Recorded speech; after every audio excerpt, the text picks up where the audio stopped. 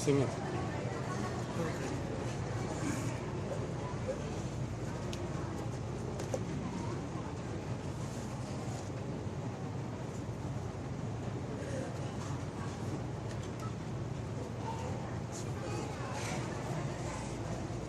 ہے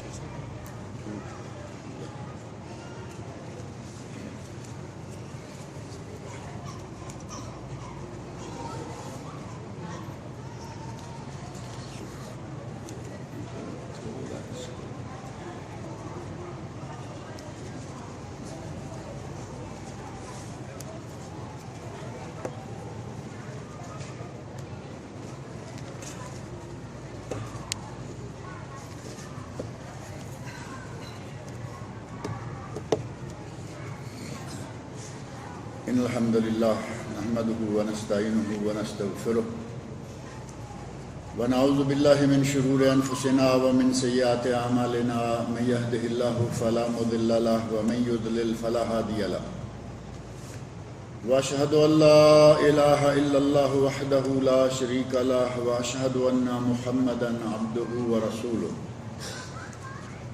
أما بعد فإن خير الحديث كتاب الله وخير الهدي هدي محمد صلى الله عليه وسلم وشر الأمور محدثاتها وكل محدثة بدعة وكل بدعة ضلالة وكل ضلالة في النار رب اشرح لي صدري ويسر لي أمري واحلل عقدة من لساني يفقهوا قولي رب اعوذ بک من همزات الشیاطین واعوذ بک رب ان یحضرون اعوذ باللہ السمیع العلیم من الشیطان الرجیم الحج اشہر معلومات فمن فرض فیہن الحج فلا رفث ولا فسوق ولا جدال فی الحج وما تفعلوا من خیر یعلمہ اللہ وتزودوا فإن خیر الزاد التقوى واتقون یا اولی الالباب وقال اللہ تبارک و تعالی واتموا الحج والعمرۃ للہ۔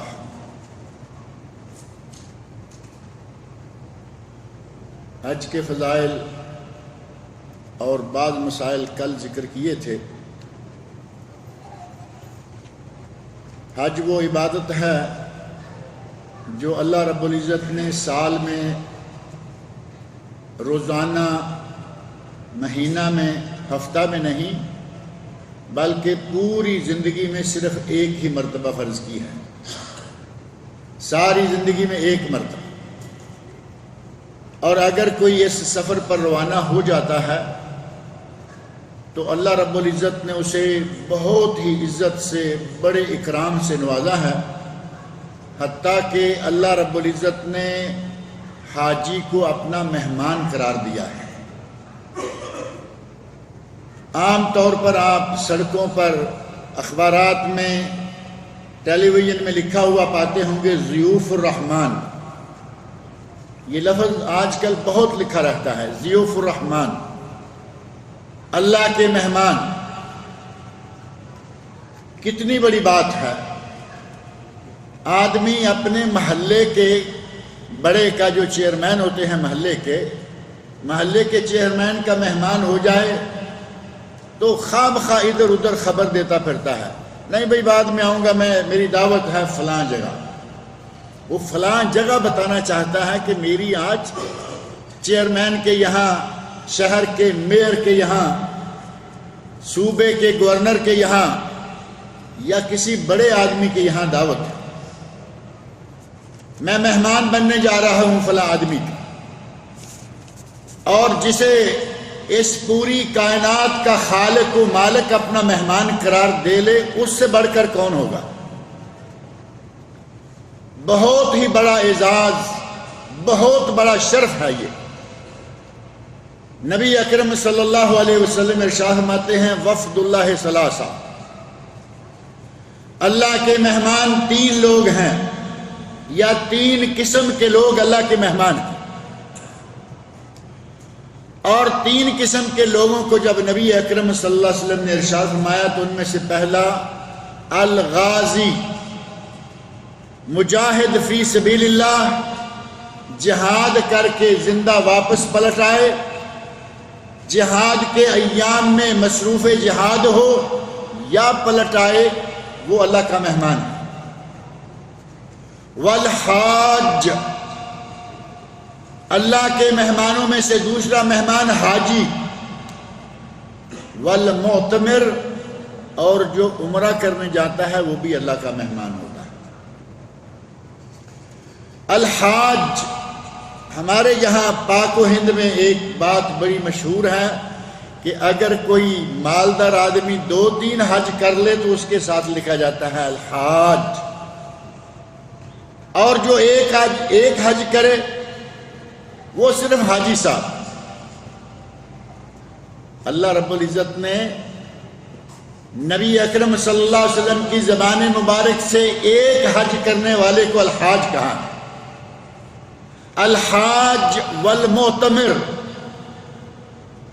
ایک حج کرنے والا اللہ کا مہمان، عمرہ کرنے والا اللہ کا مہمان، اللہ کی راہ میں جہاد کرنے والا اللہ کا مہمان۔ ہم نے بڑے لوگوں، مالدار لوگوں کے لیے لفظ کو خاص کر دیا کہ وہ 2-3 مرتبہ حج کر لیں تو لکھتے ہیں الحاج فلاں فلاں فلاں، جبکہ یہ تقسیم قرآن و سنت سے ثابت نہیں ہے۔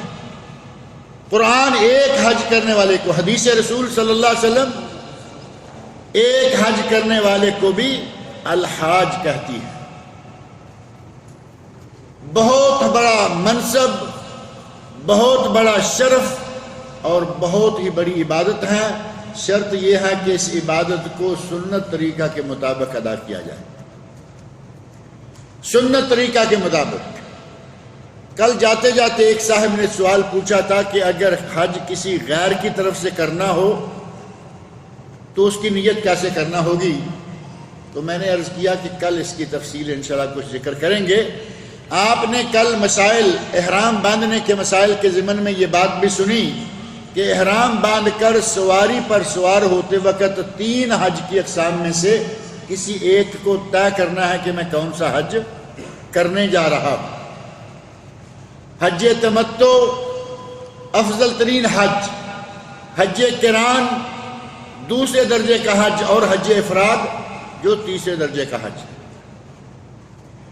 آپ اپنا حج کر چکے، کسی دوسرے کی طرف سے اگر حج کرنا ہے تو اس وقت آپ کو میقات پہ جا کے کہنا ہوگا۔ اگر حج افراد کر رہے ہیں اللہم لبیک بالحج عن، آگے ماں باپ ہیں تو یہ بات کل ہو گئی تھی، ماں باپ کا نام لینے کی ضرورت نہیں ہے کیونکہ ماں باپ ایک ہی ہوتے ہیں، لیکن چچے، تائے، خالائیں، پھوپھیاں، بھائی بہنیں، یہ کئی ہو سکتے ہیں، لہذا اس کا نام لے لیں۔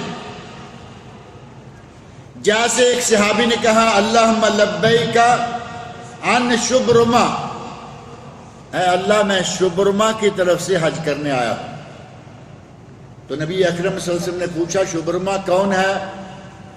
کہتے ہیں کہ میرے بھائی یا میرے رشتہ دار ہیں۔ اور دوسری بات فوراً ہی نبی اکرم صلی اللہ علیہ وسلم نے پوچھ لی، اور یہ ہمیں اپنے پلے باندھ لینی چاہیے۔ فرمایا حججت عن نفسک، اپنا حج کر چکے ہو؟ تو انہوں نے کہا نہیں۔ نبی اکرم صلی اللہ علیہ وسلم فرمایا حج عن نفسک ثم حج عن شبرما، پہلے اپنا حج کرو، بعد میں شبرما کا حج کسی دوسرے سال کر لینا۔ کچھ لوگ دوسروں کی طرف سے حج کرتے رہتے ہیں، موقع بہ موقع اللہ انہیں موقع دیتا رہتا ہے، کوئی نہ کوئی کہتا ہے کہ میری طرف سے حج کر کے آ جائیں۔ اگر کسی نے اپنا حج ابھی تک نہیں کیا وہ کسی دوسرے کی طرف سے حج کر ہی نہیں سکتا۔ نبی صلی اللہ علیہ وسلم نے فوراً تحقیق کر لی کہ اپنا حج کر لیا ہے؟ کہا نہیں، تو فرمایا پہلے اپنا حج کرو، اس سال شبرما کا نہیں تمہارا حج ہوگا، آئندہ سال شبرما کا کر لیں۔ اب یہاں آئندہ سال والی بات تو رہی نہیں کیونکہ یہاں سے تو 5 سال سے پہلے نہیں جا سکتے، لیکن جب بھی دوبارہ حج کریں غیر کی طرف سے، حج بدل جائز ہے، کسی دوسرے کی طرف سے حج کر سکتے ہیں۔ اور بعض لوگ اس جگہ آ کے اٹک جاتے ہیں کہ عورت ہے تو اس کی طرف سے عورت کو بھیجیں، مرد ہے تو مرد کو بھیجیں، حالانکہ 4 شکلیں ہو سکتی ہیں، چاروں حدیث میں موجود ہیں کہ چاروں جائز۔ مرد کی طرف سے مرد حج کرے، یہ شبرمہ والی حدیث آپ کے سامنے ہے۔ مرد کی طرف سے مرد حج کرے، عورت کی طرف سے عورت حج کرے۔ حدیث میں موجود ہے کہ ایک عورت نے کہا، اے اللہ کے نبی، میری ماں نے حج نہیں کیا، کیا میں اس کی طرف سے حج کر سکتی ہوں؟ فرمایا کر سکتی ہوں، حجی عنہا، اس کی طرف سے حج کر لو۔ 2 شکلیں ہو گئی، مرد کی طرف سے مرد اور عورت کی طرف سے عورت۔ تیسری شکل ہے کہ کوئی عورت مرد کی طرف سے حج کرے۔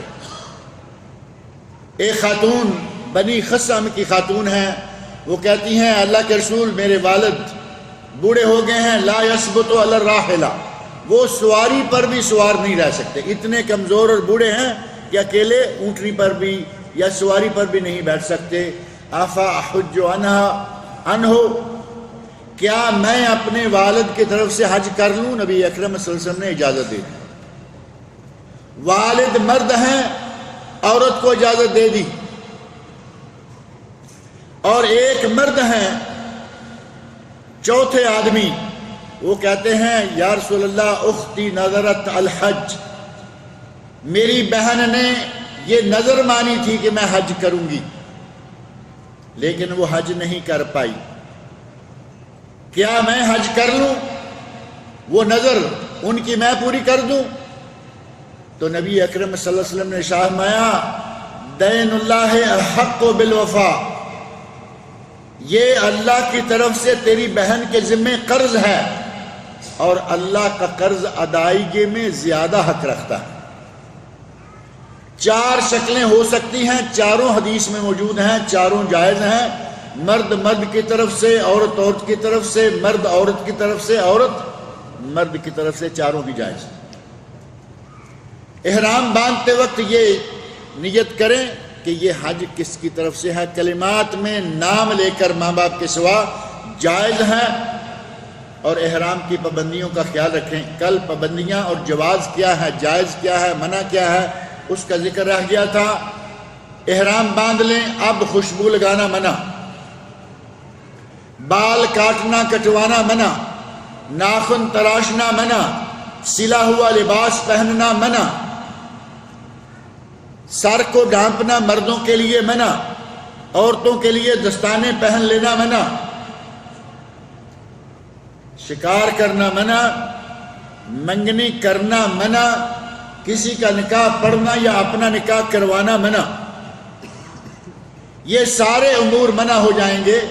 اور کل میں نے یہ ذکر کر دیا تھا کہ شہوت کے ساتھ اپنی بیوی کو ہاتھ لگانا بھی منع، اور اگر احرام کی حالت میں کسی نے بیوی سے جمع کر لیا، اس کا حج باطل ہو جائے گا، اسے 1 بکرا نہیں بلکہ اونٹ کی قربانی دینی پڑے گی، اور آئندہ سال حج کرنا بھی فرض ہو جائے گا۔ لیکن ان شرائط میں سے، ان محرمات میں سے بعض چیزوں کو سن کر ہمارے لوگ سمجھتے ہیں کہ حج میں تو بہت پابندیاں ہیں۔ اب وہ شروع ہو جاتے ہیں کہ نہاتے ہوئے اگر بال گر گیا تو، بال گرانا اور کاٹنا اور بات، گر جانا اور بات، چلتے ہوئے پاؤں پتھر میں لگا، ناخن پاؤں کا ٹوٹ گیا، کوئی بات نہیں، ٹوٹ گیا ہے، جتنا ٹوٹ کر الگ ہو گیا، تھوڑا سا اڑا ہوا ہے، وہ تکلیف دے رہا ہے، اس کو کاٹ دیں، کوئی گناہ نہیں ہے، کوئی کفارہ بھی نہیں۔ سوتے میں کہتے ہیں کہ اٹھا تو دیکھا تکیے پر بال پڑا ہے، اتنی گھبرانے والی، جان بوجھ کر ایک کام کرنا اور چیز، اور غیر ارادی طور پر کوئی کام ہو جائے، خود بخود ہو جائے تو وہ دوسری چیز ہے۔ اپنے سر پہ جان بوجھ کر کچھ اٹھا لیں گے منع ہے، ٹوپی منع ہے، لیکن وزن اٹھا لیتے ہیں تو وہ منع نہیں ہے۔ آپ جا رہے ہیں، منا سے عرفات روانہ ہوئے، آپ کے ہاتھ میں کچھ چٹائی، کوئی کھانے کی چیز، یہ وہ ہے، ادھر پکڑا تھک گیا، ادھر پکڑا تھک گیا، اٹھا کے سر پہ رکھ لیں، کوئی منع نہیں ہے۔ نہانے کے لیے پانی میں غوطہ لگایا، پانی میں چلے گئے تو سر ڈک گیا نا، کوئی منع نہیں۔ صحیح حدیث میں موجود ہے، حضرت عمر فاروق رضی اللہ عنہ مدینہ منورہ سے حج کے لیے آ رہے ہیں، راستے میں پانی کا تالاب دیکھا تو اپنے ساتھی سے کہتے ہیں تعال اباکی کا، تعال اباکی کا اینا اطول نفسا، آؤ ہم دونوں ذرا مقابلہ کر کے دیکھیں کہ کس کی سانس لمبی ہے، یعنی غوطہ خوری کرتے ہیں کون لمبی سانس والا ہے، مقابلہ کرتے۔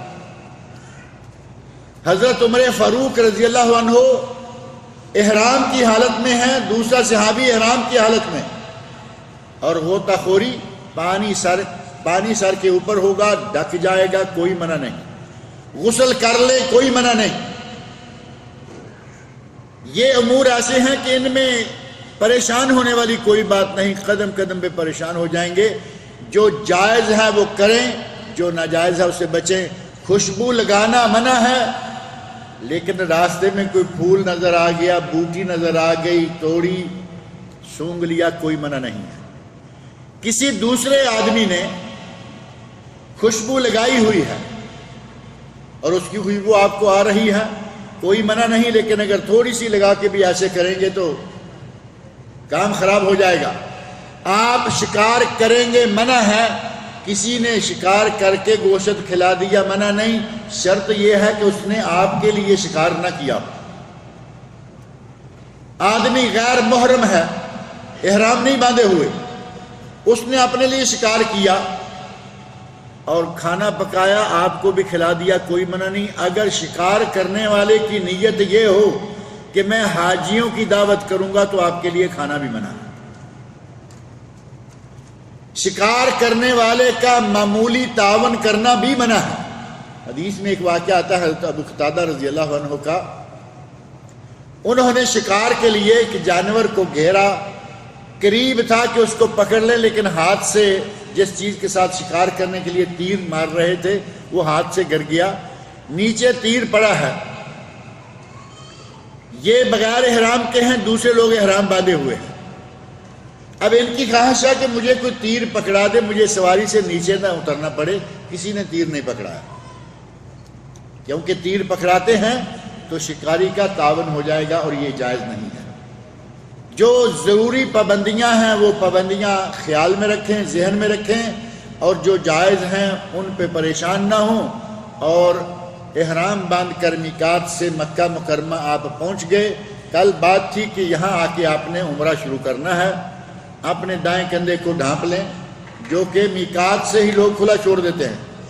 میقات سے چلے مدینہ منورہ سے 450 کلومیٹر، طائف سے کم و بیش 80 کلومیٹر، 100 کلومیٹر، کندھا ننگا ہے، یہ جائز نہیں ہے۔ آپ اس وقت دونوں کندھوں کو ڈھانپ کر چلیں، اور جب طواف شروع کرنے لگیں اس وقت دایاں کندھا ننگا کریں، دایاں کندھا ننگا کر کے بغلوں کے نیچے سے اپنے احرام کو گزاریں، اور اس کا نام ہے اجتباء۔ یہ ہے اجتباء۔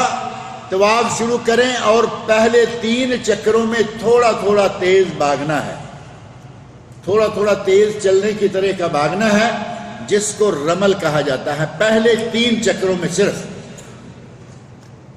اور بعد میں نارمل چال سے چلنا شروع کر دیں، لیکن کندھے کو ساتھوں میں ہی ننگا رکھنا ہے۔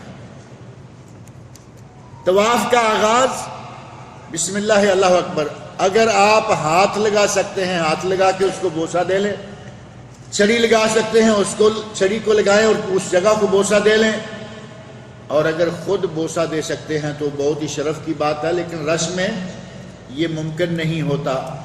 اب آپ نے چوتھی شکل اختیار کی کہ نہ بوسہ، نہ ہاتھ، نہ چھڑی، دور سے اشارہ کریں۔ اب یہاں بوسہ دینا ثابت نہیں ہے، اور اشارہ بھی ایک ہاتھ سے۔ ہمارے حاجی وہاں آپ دیکھیں گے دونوں ہاتھوں سے اشارہ بھی کر رہے ہوتے ہیں، اور 3 مرتبہ اشارہ کرتے ہیں، 3 مرتبہ چومتے ہیں۔ ایک ہاتھ سے 1 مرتبہ اشارہ اور بس، اور آگے چل دیں۔ دھکے مار مار کر لوگوں کو، مسکینوں کو اذیت پہنچا کر حجر اسود پر جانا جائز نہیں ہے۔ نبی اکرم صلی اللہ علیہ وسلم نے حضرت عمر فاروق رضی اللہ عنہ سے مخاطب ہو کر فرمایا تھا عمر انکا رجل قوی، اے عمر تو طاقتور آدمی ہے، لا تؤذ الضعیف، کمزور آدمیوں کو، کمزور انسانوں کو اذیت نہ پہنچانا، ایسا نہ ہو کہ ان کو دھکے مارتے ہوئے ادھر ادھر کرتے ہوئے تم گھس جاؤ۔ ان خلالک، اگر حجر اسود خالی مل جائے، نرم ہے، آرام سے وہاں پہنچ گئے، بوسہ دو، نہیں دور سے استلام کرو، ہاتھ لگاؤ نہیں، چھڑی لگاؤ نہیں، دور سے اشارہ کرو، ایک ہاتھ سے اشارہ کریں۔ مثال کے طور پر یہاں حجر اسود ہے، اس کے بالکل سامنے دیوار پر گرین کلر کی وہ ٹیوبیں لگائی ہوئی ہیں، یہ مقصد ہے کہ یہاں اس جگہ اس سیدھ میں آ کے حجر اسود کی طرف صرف چہرہ موڑ کر ہاتھ اٹھائیے اور بسم اللہ اللہ اکبر اور شروع کر دیجئے۔ پورے طواف میں نبی صلی اللہ علیہ وسلم سے ایک دعا کے سوا کوئی دعا ثابت نہیں ہے۔ پورے طواف دعائیں مانگتے رہیے، کلمہ پڑھتے رہیے، سبحان اللہ الحمدللہ اللہ اکبر کہتے رہیے، اور جب آپ پورا چکر لے کر رکن یمانی تک آئیں گے، حجر اسود سے پہلے یہ کونا آ جائے گا۔ مثال کے طور پر یہی ٹیبل ہے، یہاں حجر اسود ہے، یہاں آئیں گے حتیم شروع ہو جائے گا، حتیم کے باہر سے آنا، حتیم کا دروازہ آج کل بند کر رہے ہیں، کبھی کھلا ہوتا ہے۔ اگر کسی نے یہیں سے ٹرن لے کر اندر سے ہی پار کر لیا تو اس کا یہ طواف مکمل نہیں ہوگا، کیونکہ حتیم بیت اللہ کا حصہ ہے، اس گول دائرے کے باہر سے ہو کے آنا ہوگا۔ پہلا کنارہ گزرا، دوسرا کنارہ گزرا، اور یہ جو تیسرا کنارہ ہے یہ ہے رکن یمانی۔ یہاں پہنچے تو رکن یمانی کو بوسہ دینا ثابت نہیں، رکن یمانی کو اشارہ کرنا ثابت نہیں۔ اگر ہاتھ لگے تو ہاتھ لگا سکتے ہیں اور ہاتھ کو پھر بوسہ دینا ثابت نہیں، لیکن وہاں سارے کام جو حجر اسود کرتے ہیں وہ سارے رکن یمانی پر بھی ہمارے لوگ کر رہے ہوتے ہیں۔ گزرتے ہوئے آرام سے وہ جگہ مل جائے ہاتھ لگا سکتے ہیں، بس اشارے کی وہاں شرعاً کوئی ضرورت نہیں ہے، نہ جائز ہے۔ یہاں رکن یمانی کے مقابلے میں سامنے جب آئیں گے تو آگے پھر ایک دعا ہے، ربنا آتنا فی الدنیا حسنہ وفی الآخرۃ حسنہ وقنا عذاب النار۔ یہ دعا ثابت ہے طواف کے دوران، پورے طواف کے دوران نبی صلی اللہ علیہ وسلم سے صرف یہ ایک دعا ثابت ہے، اس کے علاوہ کوئی دعا ثابت نہیں۔ یہ جو ہمارے پاکٹ سائز کی کتابوں میں اور دوسری کتابوں میں جو بکتی ہیں، خوبصورت چھپی ہوئی ہوتی ہیں، اور پہلے چکر کی دعا، دوسرے چکر کی دعا، یہ لوگوں کو چکر دیا ہوا ہے۔ اصلاً یہ دعا اس طرح ان کی تقسیم نبی صلی اللہ علیہ وسلم سے، خلفائے راشدین سے، صحابہ کرام سے، ائمہ اربعہ سے کسی سے بھی ثابت نہیں۔ یہ کب شروع کر دیا گیا، یہ چکر کب دیا لوگوں کو، اللہ عالم، لیکن عرصہ سے دیکھ رہے ہیں، آ رہا ہے، ہمیشہ لوگوں کو کہتے بھی رہتے ہیں، لیکن لوگ وہ پتہ نہیں، ان کو اپنے آپ پر یقین نہیں ہوتا کہ ہم کچھ کر رہے ہیں یا نہیں۔ جب تک وہ کتاب ہاتھ میں نہ ہو، ایک صفحہ پلٹیں، پہلے چکر کی دعا ختم ہو گئی، اب دوسرا پلٹیں، دوسرے چکر کی دعا شروع ہو گئی۔ جب تک یہ جعلی کام نہ کریں ہمیں سکون نہیں آتا، جب کہ اس جعلی کام میں یقینی طور پر روحانیت نہیں ہے۔ روحانیت ہے آپ دل سے مانگیں، جس زبان میں چاہے مانگیں۔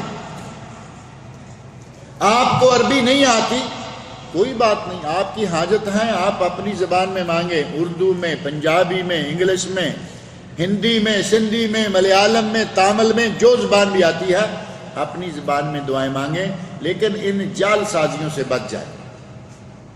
ایک چکر مکمل ہوا، دوسرا، تیسرا، چوتھا، پانچواں، چھٹا اور ساتواں، آغاز بھی ہوا حجر اسود سے اور اختتام بھی ہوا حجر اسود پر۔ 8ویں مرتبہ آ کر بھی آپ اسی طرح، جس طرح آغاز میں استلام ہے، اسی طرح بوسہ یا ہاتھ لگا کر بوسہ یا چھڑی لگا کر بوسہ یا اشارہ کر کے بسم اللہ اللہ اکبر کہیں اور ایک طرف بڑھ جائیں۔ اب آپ نے مقام ابراہیم اور بیت اللہ شریف کو اپنے سامنے رکھ کر ایک سیدھ میں آ جائیں تو بہت اچھا، لیکن رش کے عالم میں یہ نہیں ہو پاتا، جہاں موقع ملے، یہاں ملے وہاں ملے، کسی بھی جگہ موقع مل جاتا ہے وہاں 2 رکعتیں پڑھیں، اور ان 2 رکعتوں میں سے پہلی رکعت میں، اور یہ ذہن میں رکھیں کہ 2 رکعتیں پڑھنے سے پہلے کندھے کو ڈھانپ لیں۔ 7 چکر پورے ہو گئے، کندھا ننگا رکھنے کا وقت ختم ہو گیا، اب دوبارہ اس کا وقت نہیں آ رہا۔ 2 رکعتیں پڑھنے کے لیے کندھوں کو ڈھانپیں۔ پہلی رکعت میں سورہ فاتحہ کے بعد قل یا ایھا الکافرون، اور دوسری رکعت میں سورہ فاتحہ کے بعد قل ھو اللہ احد۔ یہ سنت سے ثابت ہے، لیکن اگر کسی کو قل یا ایھا الکافرون بھی نہیں آتی، اور بہت سارے ہمارے مسلمان ایسے ہیں جن کو یہ بھی نہیں آتی، دنیا بھر کے علوم سیکھ لیے، دنیا بھر کے علوم سیکھ لیے، بڑی بڑی ڈگریاں لے لیں، اور 4 کل ہیں، 4 کل نہیں آتی۔ قل یا ایھا الکافرون آتی ہے تو پڑھے، نہیں تو پھر ٹھیک ہے، قل ھو اللہ احد جو آتی ہے دونوں رکعتوں میں وہی پڑھ لیں، اور یہاں بیٹھ کر دعائیں مانگیں، جتنی بھی دعائیں مانگ سکتے ہیں۔ یہ قبولیت کا وقت ہے، قبولیت کی جگہ ہے۔ آپ طواف جیسے ایک عظیم عمل سے فارغ ہو کے بیٹھے ہیں، دعائیں مانگیں، طواف کے دوران مانگیں، اور طواف سے فارغ ہو کر 2 رکعتیں پڑھ کر مانگیں۔ اگر روزہ نہیں، دن کا وقت ہے یا رات ہے، طواف سے فارغ ہوئے، زمزم پئیں، اور پیٹ بھر کر زمزم پی لیں۔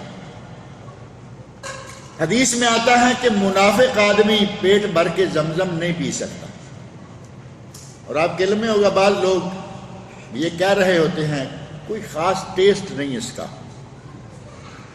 زمزم پینے لگے تو کہیں گے کہ خاص ٹیسٹ نہیں، یقین مانے کہ بعض لوگوں کے ہاتھوں سے آدھا گلاس واپس جاتے ہوئے دیکھا گیا، آدھا گلاس بڑی مشکل سے پیا اور کہا کوئی ٹیسٹ نہیں۔ یہاں ثابت کریں کہ ہم اہل ایمان ہیں، پیٹ بھر کے زمزم پئیں، جو دوا کی دوا ہے، شفا کی شفا ہے، غذا کی غذا ہے، اور جو نیت کریں گے زمزم پیتے وقت، جو نیت کریں گے اللہ وہ مراد بھی پوری کرے گا۔ اور یہ نبی اکرم صلی اللہ علیہ وسلم کا ارشاد ہے، ماء زمزم لما شرب لہ، جس غرض اور جس مرض کے لیے یہ پئیں گے اللہ وہ غرض پوری کرے گا، وہ مرض دور کرے گا۔ پانی پی لیا، اب آپ صفا پر چلے جائیے، جہاں سے طواف شروع ہوتا ہے اگر وہاں آ کے ختم کریں، یہیں جگہ ملے تو سیدھے ایسے دیکھیں، ساتھ ہی لکھا ہوا ہے باب الصفا، باب الصفا سے سیدھے نکلیں گے تو وہ آپ کو صفا پہ چڑھا دیں، یا پھر جہاں سے راستہ ملے۔ رش کے دنوں میں کہیں دور جا کے نماز پڑھنی پڑتی ہے، کہیں دور سے ہو کے آنا پڑتا ہے، صفا پہ پہنچیں اور قبلہ شریف کی طرف منہ کر لیں، اگر ممکن ہو تو کوشش کریں کہیں نہ کہیں سے قبلہ نظر آ جائے۔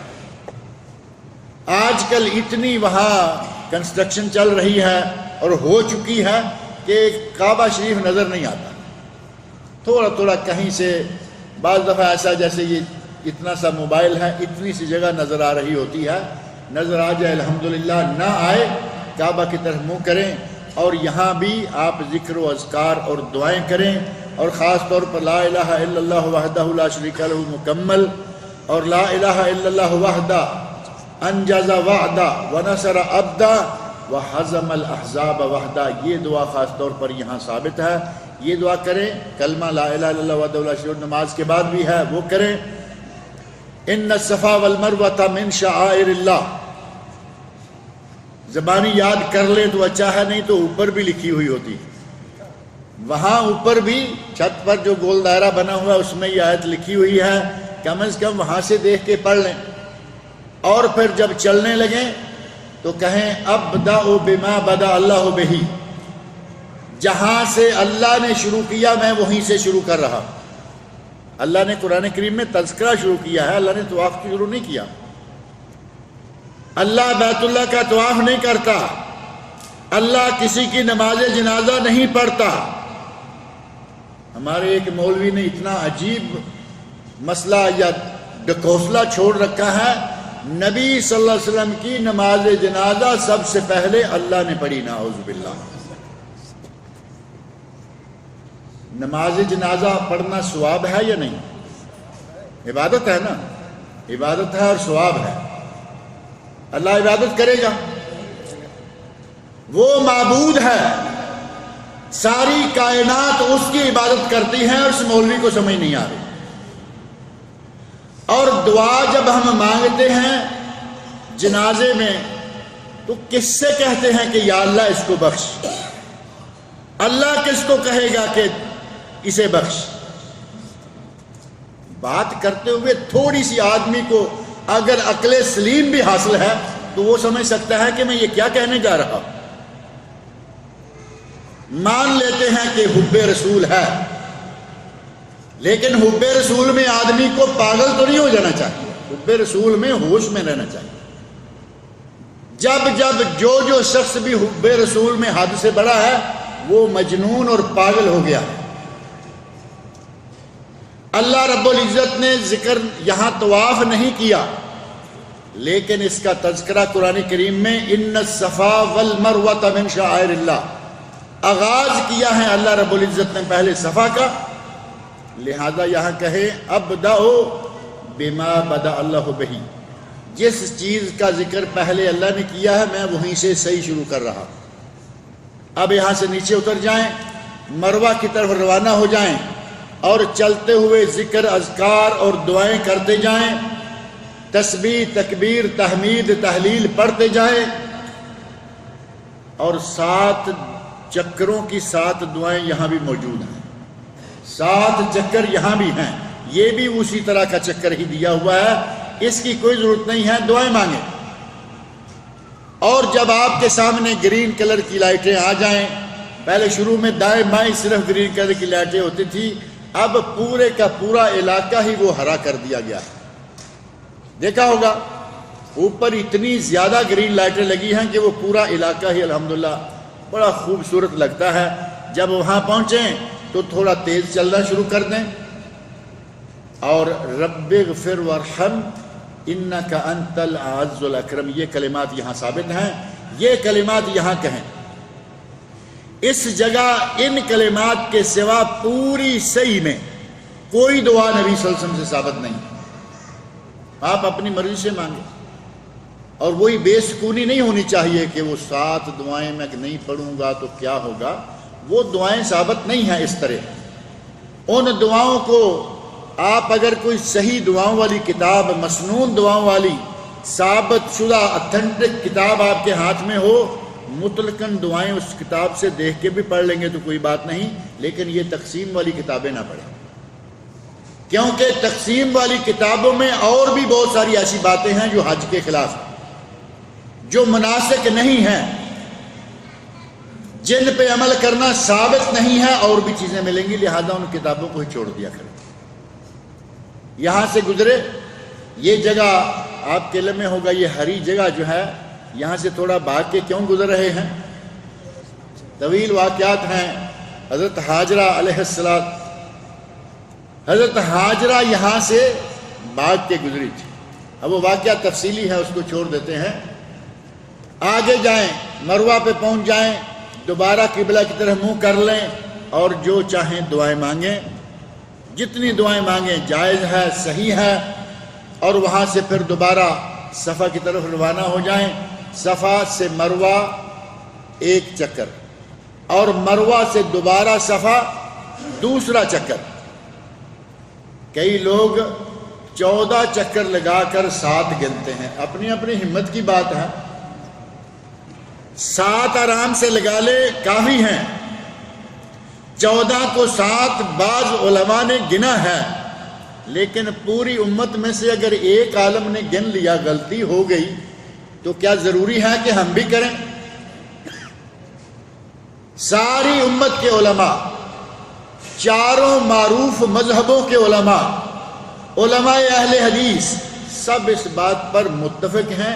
ایک عالم کا نام میں نہیں لوں گا، بزرگوں میں سے پہلے علماء میں سے گزرے ہیں، انہوں نے صفا سے صفا 1 چکر کہا، جبکہ پوری امت صفا سے مروہ 1، مروہ سے صفا 2، اور جب مروہ تک پہنچیں گے تو آپ کا عمرہ مکمل ہو جائے گا۔ مروہ سے باہر نکلیں،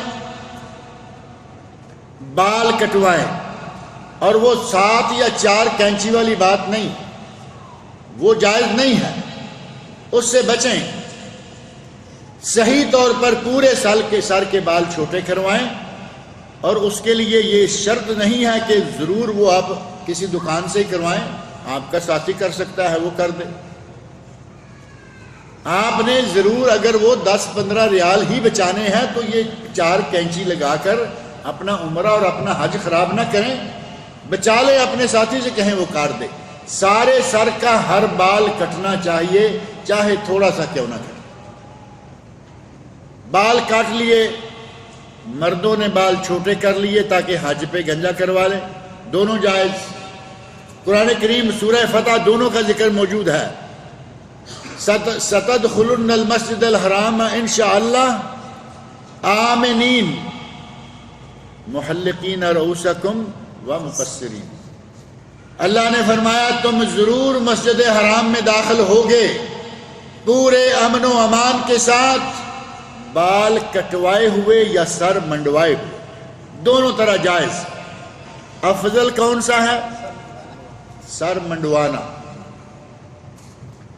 نبی صلی اللہ علیہ وسلم نے دعا فرمائی اللہم ارحم المحلقین۔ صحابی نے کہا والمقصرین یا رسول اللہ، آپ نے نہیں فرمایا۔ اے اللہ بال منڈوانے والوں پر رحم فرما۔ صحابی نے 3 مرتبہ مسلسل کہا، آپ خاموش رہے، اور پھر آخر میں کہا والمقصرین، اے اللہ سر منڈوانے والوں پر رحم فرما اور سر کے بال کٹوانے چھوٹے کرانے والوں پر بھی۔ جائز دونوں ہیں، افضل ہے بال منڈوانا۔ اور خواتین کے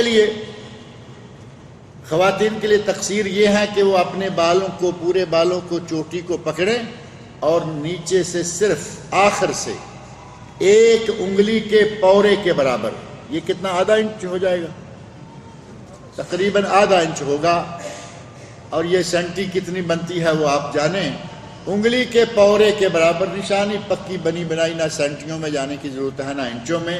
عورت اس سے زیادہ بال نہ کاٹے، اس سے زیادہ بال کاٹنا جائز نہیں ہے، لیکن بیوٹی پارلر میں جا کے گنجا کروا لیں، ان کی مرضی۔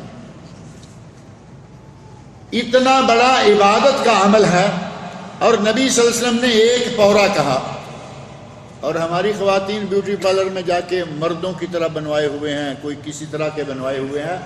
مردوں کو اللہ رب العزت نے منڈوانے کا، چھوٹے کروانے کا حکم دیا، عورتوں کے لیے صرف چھوٹے کا، منڈوانے کا ذکر ہی نہیں۔ بہرحال بال کٹوانے منڈوانے، عورت کے پورا برابر کٹوانے کے ساتھ ہی عمرہ مکمل ہو جاتا ہے۔ اب آپ فارغ ہیں، احرام نکالیں، نہائیں دھوئیں، اور اگر حج میں کچھ دن باقی ہیں، کوشش کریں کہ بیت اللہ میں باجماعت نمازیں پڑھیں، کوشش کریں، کیونکہ حج تو ہر روز ہوتا نہیں۔ اس وقت سے فائدہ اٹھائیں، باجماعت نمازیں ادا کریں۔ آپ نے یہاں ایک بات ذہن میں رکھیں کہ جو حج قران کر رہے ہیں یا حج افراد کر رہے ہیں، وہ اپنے بال نہیں کٹوائیں گے، نہ وہ احرام سے نکلیں گے۔ حج قران والے احرام میں رہیں گے 10 تاریخ تک، اور حج افراد والے بھی احرام میں رہیں گے 10 تاریخ تک۔ 10 تاریخ یعنی عرفات سے ہو کے، مزدلفہ سے ہوتے ہوئے 10 تاریخ عید کو 7 کنکریاں بڑے شیطان کو مار کے پھر آ کے طواف کریں گے اور صحیح کریں گے، اس کے بعد وہ فارغ ہوں۔ دوسرے لوگ جنہوں نے تمتع کے لیے عمرے کا احرام باندھا تھا، وہ احرام کھولیں گے اور 8 تاریخ تک بغیر احرام کے رہیں گے۔ نہائیں، خوشبو لگائیں، ناخن کاٹیں، بال کاٹیں، میاں بیوی اکٹھے ہیں، ایک دوسرے کے لیے حلال ہیں، جائز ہے۔ سارے امور جو احرام کی وجہ سے منع ہوئے تھے وہ سارے جائز ہو گئے۔ 8 تاریخ یوم ترویہ، یوم ترویہ کو جنہوں نے احرام نکالے ہیں، پہلے جو احرام کھول چکے ہیں تمتع والے، وہ یوم ترویہ کو نئے سرے سے احرام باندھیں گے۔ وہی طریقہ جو میقات پر تھا وہ مکمل یہاں ہے. احرام باندھیں اور اللہم لبیک بالحج جو اپنی طرف سے کر رہا ہے، اور جو کسی کی طرف سے حج بدل کر رہا ہے وہ اللہم لبیک بالحج عن، آگے اس کا نام لے لیں، عن شبرما، عن فلاں، عن فلاں، عن ابی، عن امی، باپ کی طرف سے یا ماں کی طرف سے، جس کی طرف سے کوئی حج کر رہا ہے. اور جنہوں نے ابھی احرام نکالا ہی نہیں، افراد والے، قران والے، 8 تاریخ کو بسم اللہ کریں اور وہ روانہ ہو جائیں دوسرے حاجیوں کے ساتھ ہی، کیونکہ وہ تو احرام کی حالت میں ہی ہیں. اگر غسل کرنا چاہیں تو غسل احرام کی حالت میں جائز ہے. مینا روانہ ہونے کے لیے گھر سے تمتع والا، قران والا، افراد والا سارے غسل کر لیں، کوئی حرج نہیں ہے. وہ احرام کی حالت میں رہتے ہوئے غسل کریں گے اور یہ احرام باندھنے کے لیے غسل کریں گے. یہ 8 ذو الحج ظہر کی نماز سے پہلے نہا دھو کر تیار ہو کر احرام باندھ کر مینا کی طرف روانہ ہو جائیں. وہاں 5 نمازیں پڑھنا سنت ہے. 5 نمازیں کون سی؟ ظہر، عصر، مغرب، عشاء اور اگلے دن کی فجر، یوم عرفہ کی فجر. اگر کوئی کسی وجہ سے مینا نہیں جا سکا 8 تاریخ کو تو پریشانی تو ہوتی ہے لیکن حج ہو جائے گا. کئی حملے ایسے ہیں انہوں نے اپنے پیسے بچانے کے لیے 8 تاریخ کے لیے وہاں ٹینٹ لیا ہی نہیں. ایسے تو بچ جائیں گے نا. اب وہ ٹینٹ لے رہے ہیں دنوں کے حساب سے، اتنے دنوں کا ٹینٹ ہے. پہلے 8 تاریخ کا لیا نہیں، 9 کو وہاں ہوں گے، 10 کو پہنچیں گے. انہوں نے 10 سے لے کے 12 تک، 10 کا، 11 کا اور 12 کا 3 دن کا ٹینٹ لیا ہوا. ان کی بچت ہو گئی. حاجیوں کا حج انشاءاللہ مکمل ہوگا لیکن ثواب کم ہو جائے گا. ثواب کم ہو جائے گا کیونکہ 5 نمازیں مینا میں پڑھنا سنت ہے اور یوم عرفہ کی رات مینا میں گزارنا سنت ہے. واجب نہیں، سنت ہے. سنت چھوٹ گئی، ثواب کم ہو گیا. 2 سنتیں چھوٹ گئیں، 5 نمازوں والی سنتیں بھی چھوٹ گئیں اور ساتھ ہی وہاں رات گزارنے والی سنت چھوٹ گئی. لیکن حج مکمل ہوگا. 5ویں نماز فجر وہاں پڑھی. فجر سے لے کے سورج نکلنے تک ذکر و اذکار میں مشغول رہیں، اور جیسے ہی سورج نکل جائے، تھوڑا سا سورج نظر آ گیا، نبی اکرم صلی اللہ علیہ وسلم کی سنت یہ ہے کہ سورج نکلنے کے بعد وہاں سے روانہ ہو. اور آج کل ایسا نہیں ہو پاتا. رات کو، آدھی رات کے وقت کارواں والے رات اعلان کر چکے ہیں کہ 2 بجے، 2:30 بجے، 3 بجے بسوں میں بیٹھنا ہوگا. اور ان کی بھی کچھ مجبوریاں ہیں، اس سلسلہ میں وہ مجبوریاں نظر بھی آ جاتی ہیں. اگر سورج نکلنے کے بعد روانہ ہوں گے تو یہ عرفات میں شاید نہ پہنچ پائیں. پیدل جانا ممکن ہے، بسوں پہ جانا ناممکن ہو جائے گا. لہٰذا وہ کیسا کر رات کو ہی لے جاتے ہیں، کوئی حرج نہیں. اگر بسوں کی مجبوری ہے تو کوئی حرج نہیں. اور ایک آدمی بغیر بسوں کے آرام سے بیٹھا ہوا کہیں، اپنا ٹینٹ لگایا ہوا ہے، اب اس کو کوئی مجبوری تو نہیں ہے نا. بس میں بھی نہیں جانا، جانا بھی پیدل ہے، طے ہے کہ پیدل جاؤں گا. اس کے لیے ضروری ہے کہ یہ سنت پوری کرے. سورج نکلنے کے بعد روانہ ہو. 2 وادیاں ہیں، وادی نمرہ اور وادی اورنا. ان 2 وادیوں کو آج پہچاننا ناممکن ہو چکا ہے. وہاں اتنا رش ہوتا ہے کہ کہاں وادی شروع ہوئی کہاں ختم ہوئی پتہ ہی نہیں چلتا.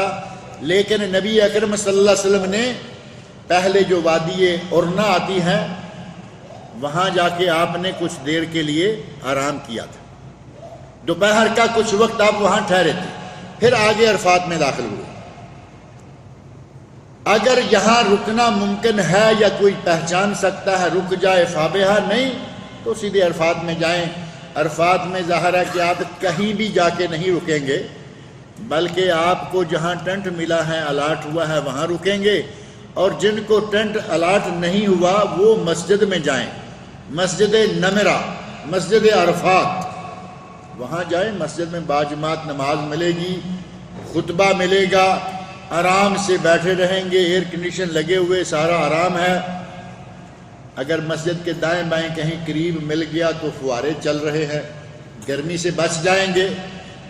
لیکن اگر یہاں بھی جگہ نہیں ملی، پھر جہاں جگہ ملے، پورے عرفات میں جہاں بھی آپ رک جائیں گے آپ کا حج مکمل ہو جائے گا۔ نبی اکرم صلی اللہ علیہ وسلم کہاں رکے؟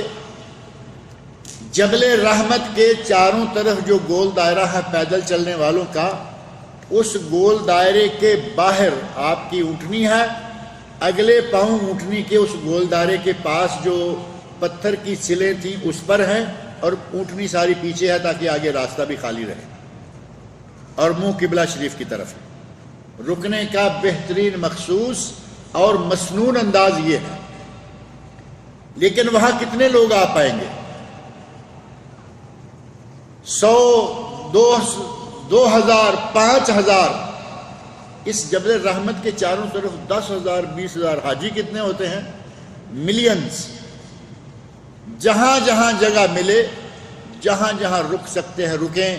نبی اکرم صلی اللہ علیہ وسلم نے ارشاد فرمایا وقفت ہاہنا وعرفہ کلھا موقف، میں نے تو یہاں وقت گزارا ہے، میں نے یہاں وقوف کیا ہے، اور عرفات پورے کا پورا جائے وقوف ہے، جہاں بھی کوئی جا کے رک جائے گا اس کا حج مکمل ہو۔ یہ دن 9 ذو الحج کا دن، یوم عرفہ کا دن بڑا ہی مبارک دن ہے۔ اس دن میں تو اللہ رب العزت نے حاجیوں کو نواز ہی دیا، غیر حاجیوں کو بھی کم نہیں دیا۔ اگر غیر حاجی اس دن کا روزہ رکھ لے تو نبی اکرم صلی اللہ علیہ وسلم ارشاد فرماتے ہیں احتسب علی اللہ ان یکفر السنتین، مجھے اللہ سے امید ہے کہ 9 ذو الحج کا روزہ رکھنے والے غیر حاجی کے اللہ 2 سالوں کے گناہ معاف کر دے گا۔ حاجیوں کو تو نوازا ہی ہے، جو حج پہ نہیں ہے اس کے لیے بھی وارے نیارے، اس کے بھی وارے نیارے۔ حاجی کے لیے روزہ رکھنا ثابت نہیں ہے، نبی اکرم صلی اللہ علیہ وسلم روزہ نہیں رکھے ہوئے تھے۔ یہ دن اللہ رب العزت آسمان دنیا پہ آتا ہے۔ اس دن کی عظمتوں کا اندازہ کریں۔ اللہ تعالیٰ آسمان دنیا پر نزول فرماتا ہے، کیسے نزول فرماتا ہے وہ اس کا معاملہ ہے۔ جیسے اللہ عرش پر مستوی ہے اللہ کا معاملہ، وہ نزول آسمان دنیا پر فرماتا ہے اس کا معاملہ۔ جیسا اس کی جلالت کے لائق ہے نزول فرماتا ہے، فرشتوں کو اکٹھے کرتا ہے، یباہی بہم الملائکہ، جو لوگ میدان عرفات میں آئے ہوئے ہوتے ہیں ان کی طرف اشارہ کر کے اللہ فرشتوں کو کہتا ہے دیکھو۔ صحیح مسلم میں حدیث موجود ہے کہ اللہ آسمان دنیا پہ آ کے فرشتوں کے سامنے فخر سے کہتا ہے کہ یہ میرے بندے آئے ہوئے ہیں۔ اور شرح السنہ بغوی میں اسی حدیث میں یہ الفاظ موجود ہیں جاؤنی شوسن غبرا، یہ لوگ پراگندہ حال، غبار آلود لباس آئے ہوئے ہیں، اور فرشتوں سے پوچھتا ہے کہ یہ کیا لینے آئے ہوئے، حالانکہ وہ جانتا ہے یہ کیا لینے آئے ہوئے ہیں۔ اور ساتھ ہی اللہ رب العزت فرشتوں کے سامنے اعلان کرتے ہوئے کہتا ہے اشہدو انی غفرت لہم، گواہ بن جاؤ آج میں نے میدان عرفات میں موجود تمام حاجیوں کو معاف کر دیا، تمام حاجیوں کو بخش دیا۔ انتہائی مبارک دن۔ اور نبی صلی اللہ علیہ وسلم ارشاد فرماتے ہیں اس یوم عرفہ کو اللہ جتنے بندوں کو جہنم کی آگ سے آزاد کرتا ہے کسی دوسرے دن اتنے بندوں کو جہنم سے آزاد نہیں کرتا۔ اس دن میں کوئی حاجی ہو کوئی غیر حاجی ہو اللہ کا ذکر بکثرت کرنا چاہیے۔ نبی اکرم صلی اللہ علیہ وسلم نے اس دن کو ایسے ذکر میں، ایسے دعاؤں میں گزارا، ہاتھ اٹھائے ہوئے ہیں ایسے جس طرح کے مسکین آ کے کسی سے کوئی چیز مانگتا ہے کہ میں بھوکا مر رہا ہوں مجھے کچھ دے دو، وہ عالم تو نظر آتا ہے نا۔ جس طرح مسکین کسی سے کھانا مانگتا ہے اسی انداز سے نبی اکرم صلی اللہ علیہ وسلم نے سارا دن اللہ سے مانگتے ہوئے گزارا،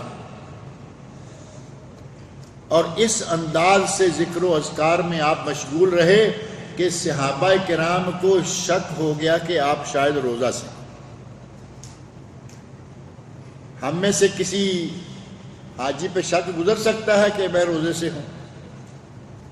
ناشتہ لاؤ، آئس کریم لاؤ، دوپہر کا کھانا ابھی تک نہیں آیا، 1 بج رہا ہے.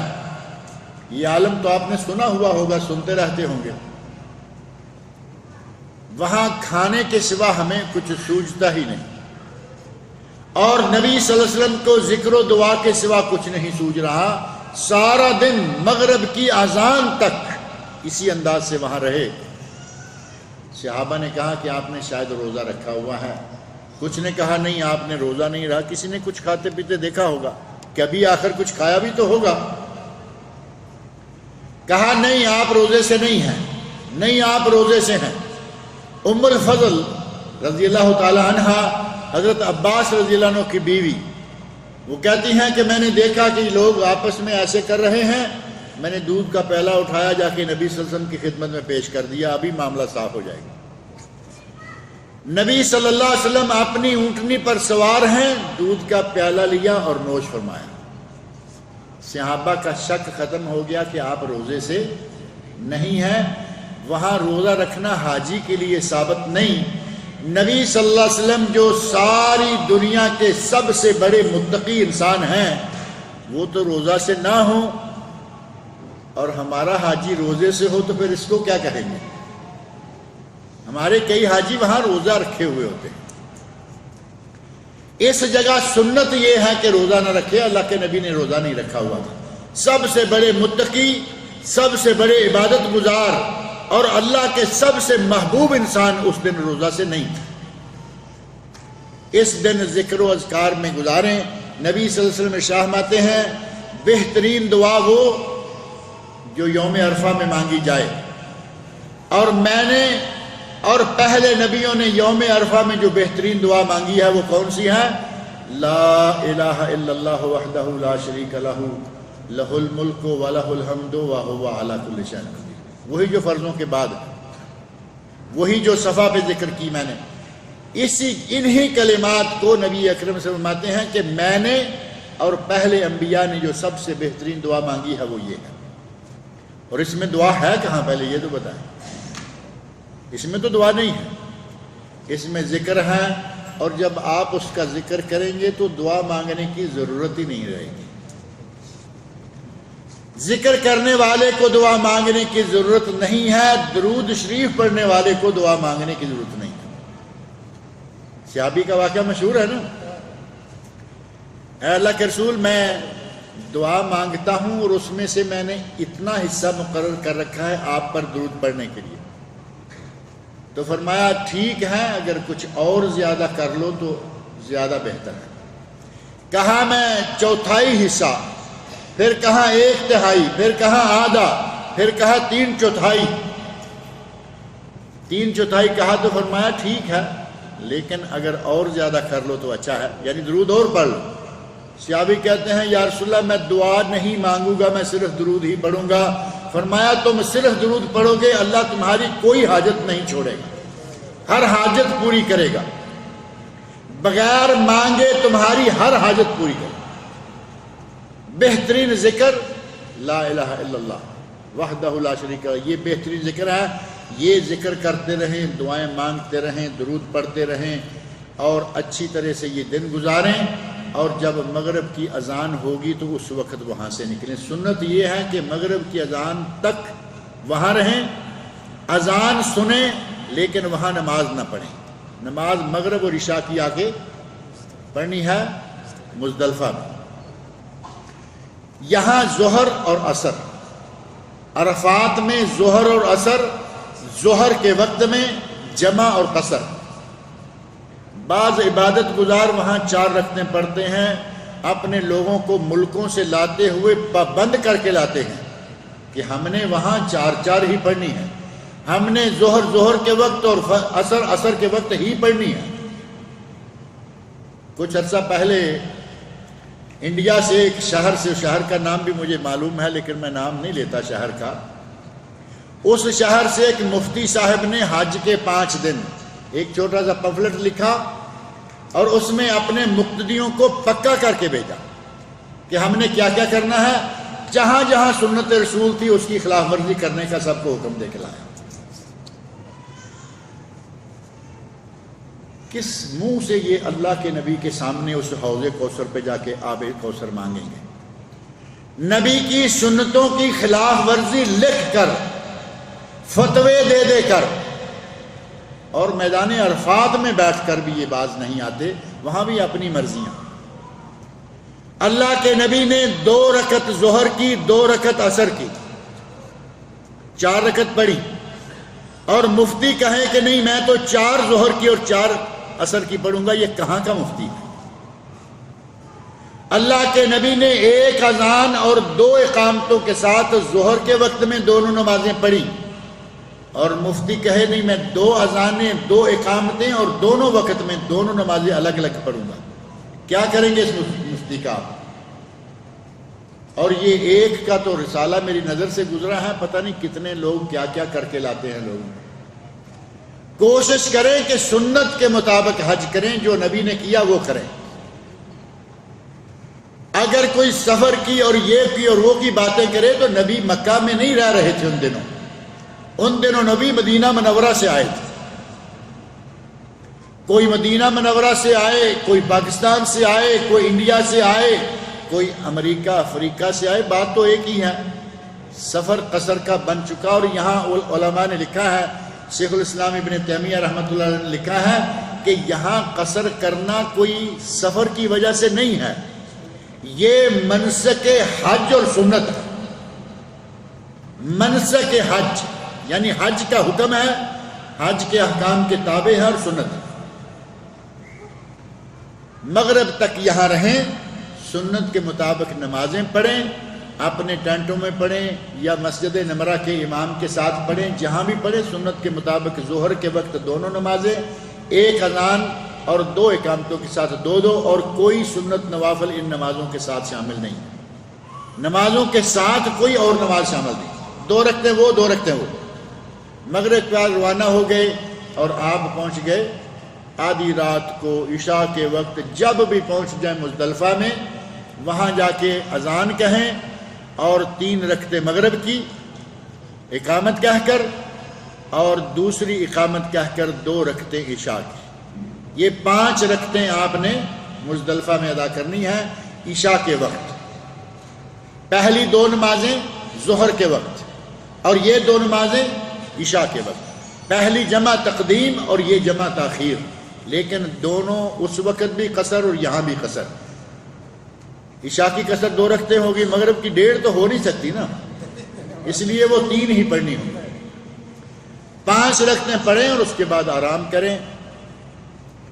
علامہ ابن قیم رحمۃ اللہ علیہ نے لکھا ہے، ان کی تحقیق ہے کہ نبی صلی اللہ علیہ وسلم نے ساری عمر کبھی بھی تہجد نہیں چھوڑی، لیکن لیلۃ المزدلفہ میں آپ نے تہجد نہیں پڑھی۔ یہاں آپ نے عشاء کے صرف 2 فرض پڑھے ہیں اور بس، پھر اٹھے اور فجر کی نماز پڑھی ہے، تہجد نہیں پڑھی۔ ہمارے کچھ حاجی وہاں تہجد گزار رہے ہوتے ہیں، ہمارے حاجی وہاں تہجد پڑھ رہے ہوتے ہیں۔ عرفات میں روزہ رکھا ہوا ہے، نمازیں وقت سے بے وقت سنت کے خلاف پڑھ رہے ہوتے ہیں، یہاں نبی صلی اللہ علیہ وسلم نے رات سو کر آرام فرمایا۔ جو ساری عمر کا ہمیشہ کا تہجد گزار شخص، اس نے تہجد نہیں پڑھی اور ہمارے حاجی پڑھ رہے ہوتے۔ فجر کی نماز پڑھیں، اور اگر ہو سکے جس طرح وہاں ضروری نہیں ہے کہ جبل رحمت پہ جائیں، اسی طرح یہاں بھی ضروری نہیں، ہو سکے تو ساتھ مشعر الحرام پڑھے، قریب ہی یہ پہاڑی ہے جو مزدلفہ میں ہے، قریب ہے تو وہاں چلے جائیں، نہیں تو کوئی بات نہیں، جہاں بھی ہیں قبلہ کی طرف منہ کر لے، اور فجر کی نماز سے لے کے سورج طلوع ہونے کے قریب تک ذکر و اذکار میں مصروف رہیں۔ جیسے ہی سورج نکلنے لگے، سورج نکلنے سے پہلے پہلے یہاں سے روانہ ہو جائے، سورج نکلنے سے پہلے۔ منا سے نکلے تھے سورج طلوع ہونے کے بعد، عرفات سے نکلے تھے سورج غروب ہونے کے بعد، اور یہاں سے سورج نکلنے سے پہلے جہاں جہاں جیسے جیسے سنت ہے اس پہ جہاں ممکن ہے عمل کریں، جہاں ممکن نہ ہو بات الگ ہے، اور جو لوگ مفتیوں کے ہاتھوں چڑھے ہوئے ہوتے ہیں ان کے لیے بھی بعض دفعہ ممکن نہیں رہتا، اللہ تعالیٰ ان کو معاف کرے گا۔ سورج نکلنے سے پہلے روانہ ہو جائیں اور سیدھے مینا جائیں، اپنا سامان وغیرہ ٹینٹوں میں رکھیں، اور ہاتھوں چڑھے ہوئے ہوتے ہیں ان کے لیے بھی بعض دفعہ ممکن نہیں رہتا، اللہ تعالیٰ ان کو معاف کرے گا۔ سورج نکلنے سے پہلے روانہ ہو جائیں اور سیدھے مینا جائیں، اپنا سامان وغیرہ ٹینٹوں میں رکھیں، اور جمرہ عقبہ، جمرہ عقبہ، جمرہ کبریٰ، بڑا شیطان، اور ایک اور نام بھی تھا کبھی تھوڑا پہلے، شاید آپ نے بورڈ پڑھا ہوگا، شیطان بزرگ، ہے کسی کے ذہن میں یا نہیں؟ کچھ سال پہلے تک یہ بورڈ بھی رہتا تھا، شیطان بزرگ، یہ فارسی ہے، بڑا شیطان اردو، جمرہ عقبہ یا کبریٰ عربی، اور شیطان بزرگ۔ پھر لوگوں نے آہستہ آہستہ کہا کہ ہمارے پاکستان انڈیا میں بزرگ تو نیک لوگوں کو کہتے ہیں، تم نے کس کے ساتھ لکھ رکھا ہے؟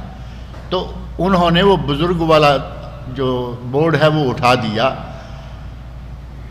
10 تاریخ یوم نحر، جو عید کا دن ہے، اس دن آپ نے مینا میں سامان رکھا نہیں رکھا، سامان تھا نہیں تھا، ٹنٹ پہنچے نہیں پہنچے، جمرہ عقبہ پہ جائیں سورج نکلنے کے بعد، اور جا کر اس کو 7 کنکریاں ماریں، ہر کنکری ایک ایک کر کے، ہر کنکری کے ساتھ بسم اللہ اللہ اکبر کہیں، کنکری پھینکیں، 7 اکٹھی ایک مٹھی میں مار دیں گے، ایک شمار ہوگی، 6 رہ گئیں، آپ کی یہ رمی شمار ہی نہیں ہوگی۔ لہذا ایک ایک کنکری کر کے تکبیر کہتے جائیں، کنکری مارتے جائیں، 7 کنکریاں یہ آپ نے مار لیں، یہاں سے فارغ ہو گئے۔ جو حج بدل یا کچھ لوگوں کو وکیل مقرر کیا گیا ہے، 7 بچے ہیں، بیوی ہے، رش کی وجہ سے، یا کوئی بیمار ہو گیا، کمزور ہے، جا نہیں سکتا، کسی کی طرف سے مارنی ہے، تو پہلے ایک ایک کر کے اپنی 7 ماریں، پھر ایک ایک کر کے دوسرے کی ماریں، تیسرے کی، جتنے لوگوں کی کنکریاں ہیں ماریں، اور یہاں سے آپ واپس اپنے ٹینٹوں میں چلے جائیں، جہاں جانا ہے جائیں، جا کے اپنی قربانی ذبح کریں۔ 10 تاریخ ہے نا، یوم العید، باہر والے اپنی قربانیاں ذبح کریں گے، آپ اپنی قربانی ذبح کریں، آپ کے ہاتھ میں قربانی ہے تو ذبح کریں، بینک میں پیسے جمع کروا چکے ہیں یا کسی کو دے چکے ہیں تو سمجھے کہ آپ کی قربانی ذبح ہو گئی۔ اب آپ کو یہ انتظار کرنے کی ضرورت نہیں ہے کہ میں بال کٹاؤں نہیں کٹاؤں، میں کب کٹاؤں، مجھے احرام نکالنا ہے۔ کئی لوگ ٹیلی فون کر رہے ہوتے ہیں جن کو پیسے دیے ہوئے ہیں، میرا ابھی بکرا ہوا یا نہیں ہوا، اور اس کے پاس 1000 بکرے کے پیسے جمع ہیں، اسے کیا معلوم ہے کہ تیرا بکرا کون سا ہے اور کب کٹے گا۔ اور بعض لوگ بڑے وہاں بینک میں پیسے جمع کروا چکے ہیں یا کسی کو دے چکے ہیں تو سمجھے کہ آپ کی قربانی ذبح ہوگی۔ اب آپ کو یہ انتظار کرنے کی ضرورت نہیں ہے کہ میں بال کٹاؤں نہیں کٹاؤں، میں کب کٹاؤں، مجھے احرام نکالنا ہے۔ کئی لوگ ٹیلی فون کر رہے ہوتے ہیں جن کو پیسے دیے ہوئے ہیں، میرا ابھی بکرا ہوا یا نہیں ہوا، اور اس کے پاس 1000 بکرے کے پیسے جمع ہیں، اسے کیا معلوم ہے کہ تیرا بکرا کون سا ہے اور کب کٹے گا۔ اور بعض لوگ بڑے وہاں بھی فنکار ہوتے ہیں، فنکاری وہاں پہنچے، مشاعر مقدسہ میں پہنچے ہوئے بھی فنکاریوں سے بات نہیں، ہاں تمہارا 10 بجے بال کٹا لو، اس کو کہہ دیا 10 بجے کٹا لو، اور اسے نہیں معلوم کہ اس کا بکرا پہلے کٹ چکا ہے یا بعد میں کٹے گا۔ ان چیزوں کو آپ کو پریشانی بنانے کی ضرورت ہی نہیں ہے، جس نے پیسے دے دیے وہ سمجھے کہ اس کا بکرا کٹ چکا ہے۔ جیسے ہی آپ نے کنکریاں ماری، اپنے بال نکالیے، نہائیے دھوئیے، احرام نکالیے اور خوشبو وغیرہ لگائیے اور روانہ ہو جائیے بیت اللہ شریف کی طرف طواف کے لیے۔ یہ ہے طواف افاضہ، اسی کا نام ہے طواف حج، طواف افاضہ، طواف حج، اور اسی کو کہتے ہیں طواف زیارت۔ یہ تینوں نام ایک ہی طواف کے ہیں۔ یہ طواف جیسے پہلے کیا تھا ویسے اب کرنا ہے۔ پہلے آپ احرام میں تھے، اب آپ بغیر احرام کے ہیں۔ اب آپ بغیر احرام کے ہیں، سادہ لباس میں ہیں، خوشبو لگی ہوئی ہے، جائیے طواف کیجئے، طواف سے فارغ ہوئے اب صحیح کیجئے۔ اگر حج افراد ہیں اور پہلے آتے ہوئے صحیح کر چکے ہیں، اب کریں یا نہ کریں آپ کی مرضی ہے، آپ کی وہ پہلی صحیح کافی ہے۔ اسی طرح قران والے آ کے پہلے صحیح کر چکے ہیں، ان کی اب صحیح کرنا ضروری نہیں ہے، ان کی بھی ایک صحیح کافی ہے، وہ طواف کریں اور اس کے بعد فارغ ہیں۔ لیکن تمتع والوں کو صحیح کرنا فرض ہے، تمتع والوں کے لیے آج کی صحیح بھی ضروری ہے، وہ صحیح کریں۔ طواف صحیح سے فارغ ہوئے، اب آپ واپس منا چلے جائیں۔ منا میں اب آپ کو رات رہنا ہے۔ کوشش کریں، رش کی وجہ سے بعض دفعہ سواری نہیں ملتی، پیدل جانا آنا پڑتا ہے، کوشش کریں کہ ان راتوں میں سے کوئی رات آپ کی مکہ میں نہ پوری ہو جائے، کیونکہ یہ جو راتیں آ رہی ہیں 11 کی رات، 12 کی رات، 13 کی رات، ان میں سے 11 اور 12 کی 2 راتیں کم از کم آپ کو منا میں گزارنا واجب ہے۔ 13ویں میں اختیار ہے رہیں یا نہ رہیں۔ فمن تعجل فی یومین فلا اثم علیہ، قرآن میں اللہ نے اجازت دے دی ہے کہ اگر 2 دن کی رمی کر کے 2 راتیں رہ کے آپ نکل جاتے ہیں تو کوئی حرج نہیں ہے، لیکن یہ پہلی رات اس میں شامل نہیں ہے۔ 2 راتیں 11 کی رات اور 12 کی رات، یعنی عید والے دن سے اگلی رات اور اس سے اگلی رات۔ اگر کوئی یہ 2 راتیں رہ کر 2 دن کی رمی کر کے تینوں شیطانوں کو ساتھ ساتھ کنکریاں مار کے جاتا ہے جائز، اور اگر تیسری رات رہتا ہے تیسرے دن بھی کنکریاں مارتا ہے تو افضل۔ نبی صلی اللہ علیہ وسلم نے 3 راتیں گزاری، 3 دن کنکریاں ماری، مکمل حج آپ نے ادا فرمایا۔ یہ کنکریاں پہلے دن کی صرف اکیلے بڑے کو 10 تاریخ کو ماری گئی تھیں، 11 کی اور وہ تھی سورج نکلنے کے بعد، 11 12 13 کی کنکریاں سورج ڈھلنے کے بعد، ظہر کے بعد ان کا آغاز ہوگا۔ پہلے چھوٹے کو، پھر درمیانے کو، پھر بڑے کو۔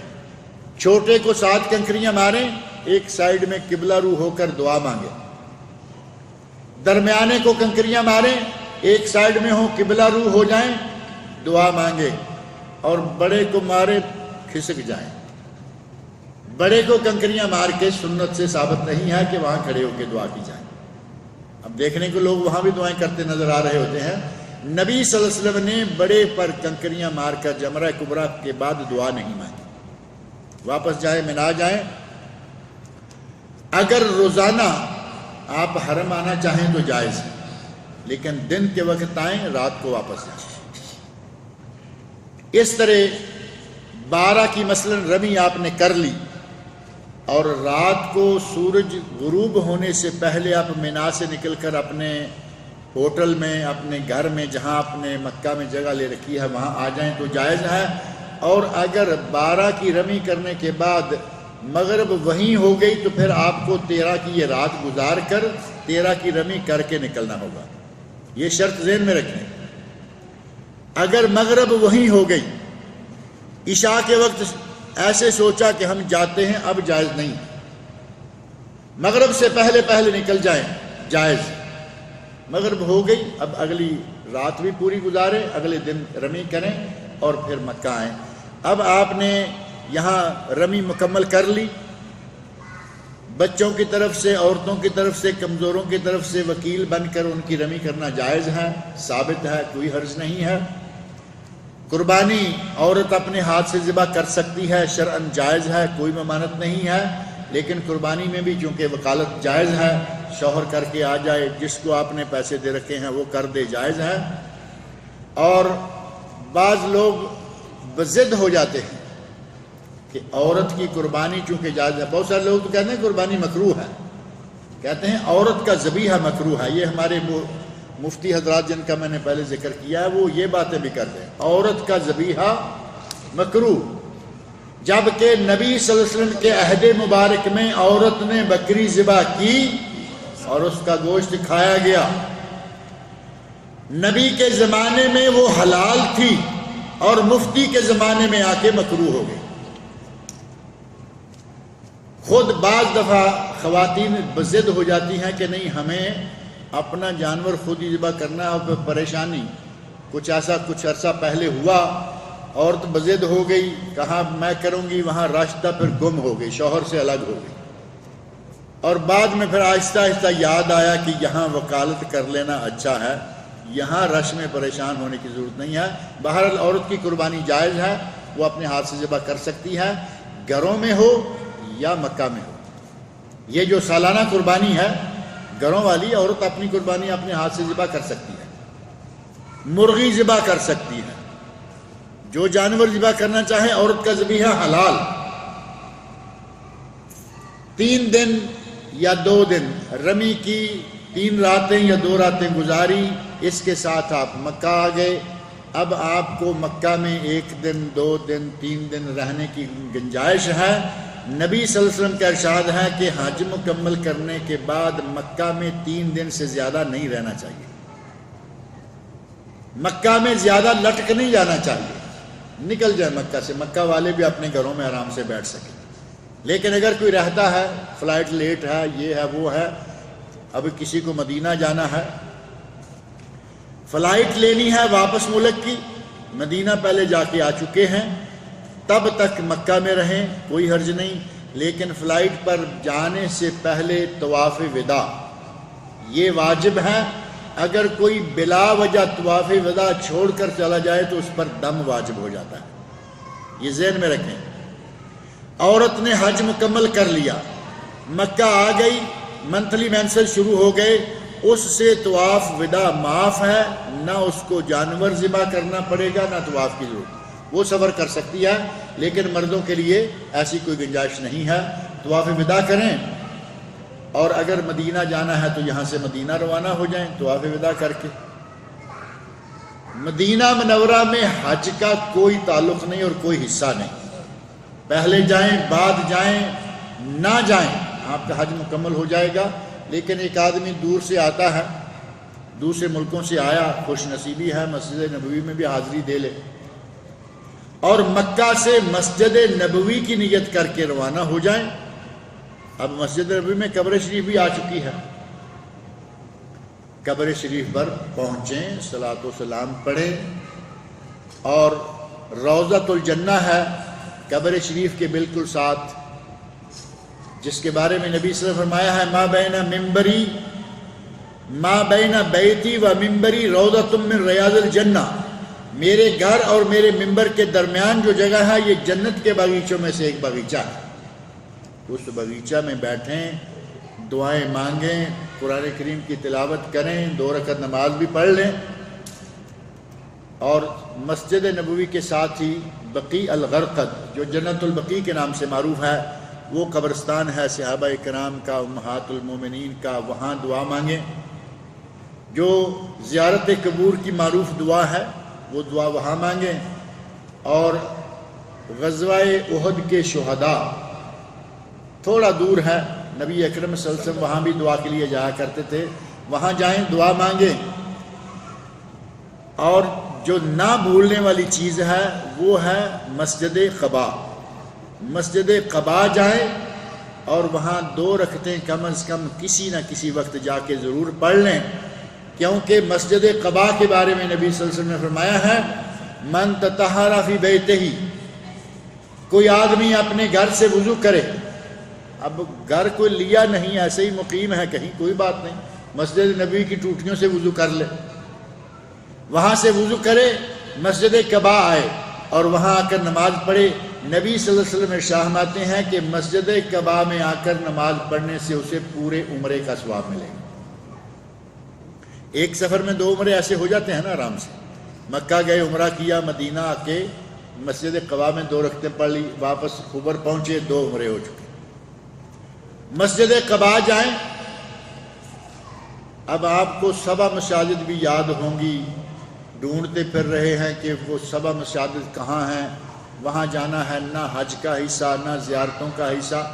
اگر کوئی ویسے تاریخی نقطہ نظر سے، اور ہم کون سے ایسے بڑے تاریخ دان ہیں یا بڑے مورخ ہیں، کوئی آدمی پڑھا لکھا کچھ لکھ رہا ہے، کچھ دیکھ کے لکھنا چاہتا ہے، کوئی بات نہیں، ایسے ہی جانا ہے، وہاں بھی 2 رکعتیں پڑھنی ہیں۔ 7 مسجدیں، مساجد 7 مسجدیں، 7 میں جانا ہے، 2 رکعتیں پڑھ کے ہی آنا ہے۔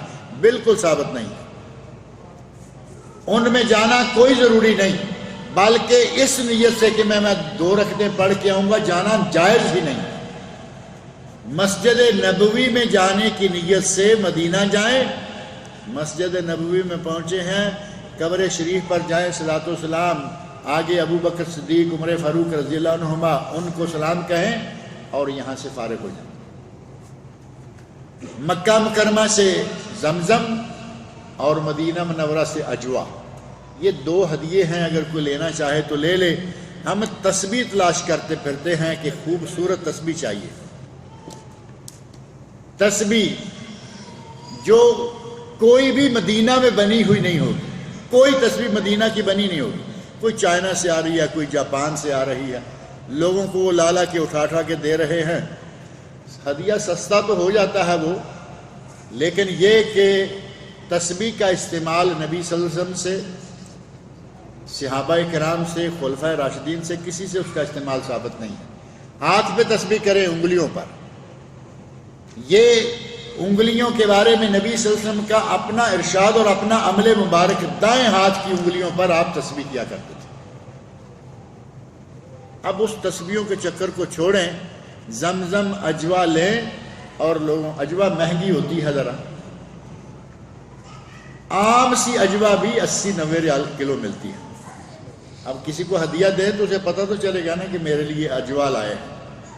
کھجور سستی سی لے لی، تسبیح اس سے سستی ملتی ہے، وہ بنڈل اٹھا لیا اور لوگوں کو جا کے بانٹ دی. ایک عمل جو ویسے ہی غیر شرعی ہے اس پہ لوگوں کو لگا دیا.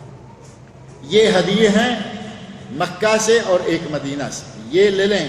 نبی صلی اللہ علیہ وسلم نے فرمایا ہے من تصبح علی 7 تمرات عجوا، اگر کوئی آدمی صبح کے وقت 7 دانے اجوا کھجور کے کھا لے، لم یضرہ سم ولا سحر، اسے اس دن 24 گھنٹے کے لیے کوئی زہر، سانپ، بچھو، کوئی کیڑا اور کسی جادوگر کا کوئی وار اثر نہیں کرے گا. یہ فائدہ مند چیز ہے، یہ لے لیں. اس طرح حج مکمل کریں. حج کر کے زیادہ دیر یہاں حج میں رکنا، جیسا کہ میں نے پہلے عرض کیا ہے، نبی اکرم صلی اللہ علیہ وسلم نے ترغیب دلائی ہے کہ جتنی جلدی ممکن ہو سکے حج کر کے اپنے اہل و عیال کے پاس واپس چلے جانا چاہیے. اللہ رب العزت مجھے اور آپ سب لوگوں کو سنت کے مطابق حج کا فریضہ ادا کرنے کی توفیق عطا فرمائے. ایک کورس شروع کر رہے ہیں اسی اسلامک سینٹر والے، جن کے تابع یہ درس بھی ہوتا ہے، ہدایہ اسلامک سینٹر. اور یہ کورس، اس کی رجسٹریشن شروع ہو چکی ہے. یہ عبد المحسن صاحب بیٹھے ہوئے ہیں، ان کو اپنا نام لکھوا دیں جو لوگ مستقل آ رہے ہیں اور اس کورس میں شرکت کرنا چاہتے ہیں. پہلے فرسٹ لیول ہو چکا ہے، یہ اس کا سیکنڈ لیول ہے، مستوی ثانی. اور رجسٹریشن فری ہے، سیٹیں محدود ہیں، سرٹیفکیٹ اور قیمتی انعامات آخر میں دیے جائیں گے. اور یہ میرا بلڈنگ جو پہلے اسلامک سینٹر رہا ہے، درمیان میں 2-3 سال کے لیے یہ بند ہو گیا تھا، اب وہی بلڈنگ محرم سے انشاءاللہ آپ کے لیے شروع ہو جائے گی. باقاعدہ کرسیاں، ٹیبل، یہ وہ اچھا انتظام وہاں ہوتا ہے. اس کورس کے لیے اپنے نام یہاں لکھوا دیں. اور یہ 1 محرم سے اس کورس کا آغاز ہو جائے گا. مزید تفصیلات جو ہیں وہ آپ ان سے، عبد المحسن صاحب سے لے لیں، ان کو نام بھی لکھوا دیں. دوسری بات یہ کہ ہماری اس مسجد کے جو مؤذن ہیں، ان شیخ صاحب کی ایک عزیزہ انہوں نے بتایا کہ فوت ہو گئی ہیں. اور کل اتفاق سے ہمارے رشتہ داروں میں بھی ایک خاتون پاکستان میں فوت ہوئی ہیں.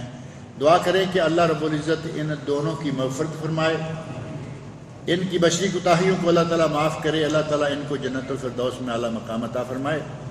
اور اگر کوئی اور بھی مسلمان موحد فوت ہوا ہے، اللہ رب العزت اس کی بھی مغفرت فرمائے. جو لوگ بیمار ہیں اللہ تعالیٰ ان کو شفائے کاملہ عاجلہ عطا فرمائے. کہتے ہیں کہ قربانی منا مکہ کے باہر اگر وکیل کرائے تو کیا جائز ہے؟ قربانی اگر مکہ کے اندر کرواتا ہے تو بھی جائز ہے، اور اگر منا کے اندر کوئی کراتا ہے تب بھی افضل ہے اور جائز ہے. نبی اکرم صلی اللہ علیہ وسلم فرماتے ہیں مکہ فجاج و مکہ طریق و منہر، یعنی پورا مکہ جو ہے وہ راستہ بھی ہے اور جائے قربان بھی ہے. جو آدمی جہاں بھی قربانی کر دے گا مکہ کے اندر وہ جائز ہے, اس میں انشاءاللہ کوئی حرج والی بات نہیں ہے. کچھ لوگوں کو کل کارڈ دینا رہ گیا تھا, وہ جاتے ہوئے اپنا کارڈ لیتے جائیں, میری جیب میں ہیں, بعد میں نکال لیں گے انشاءاللہ.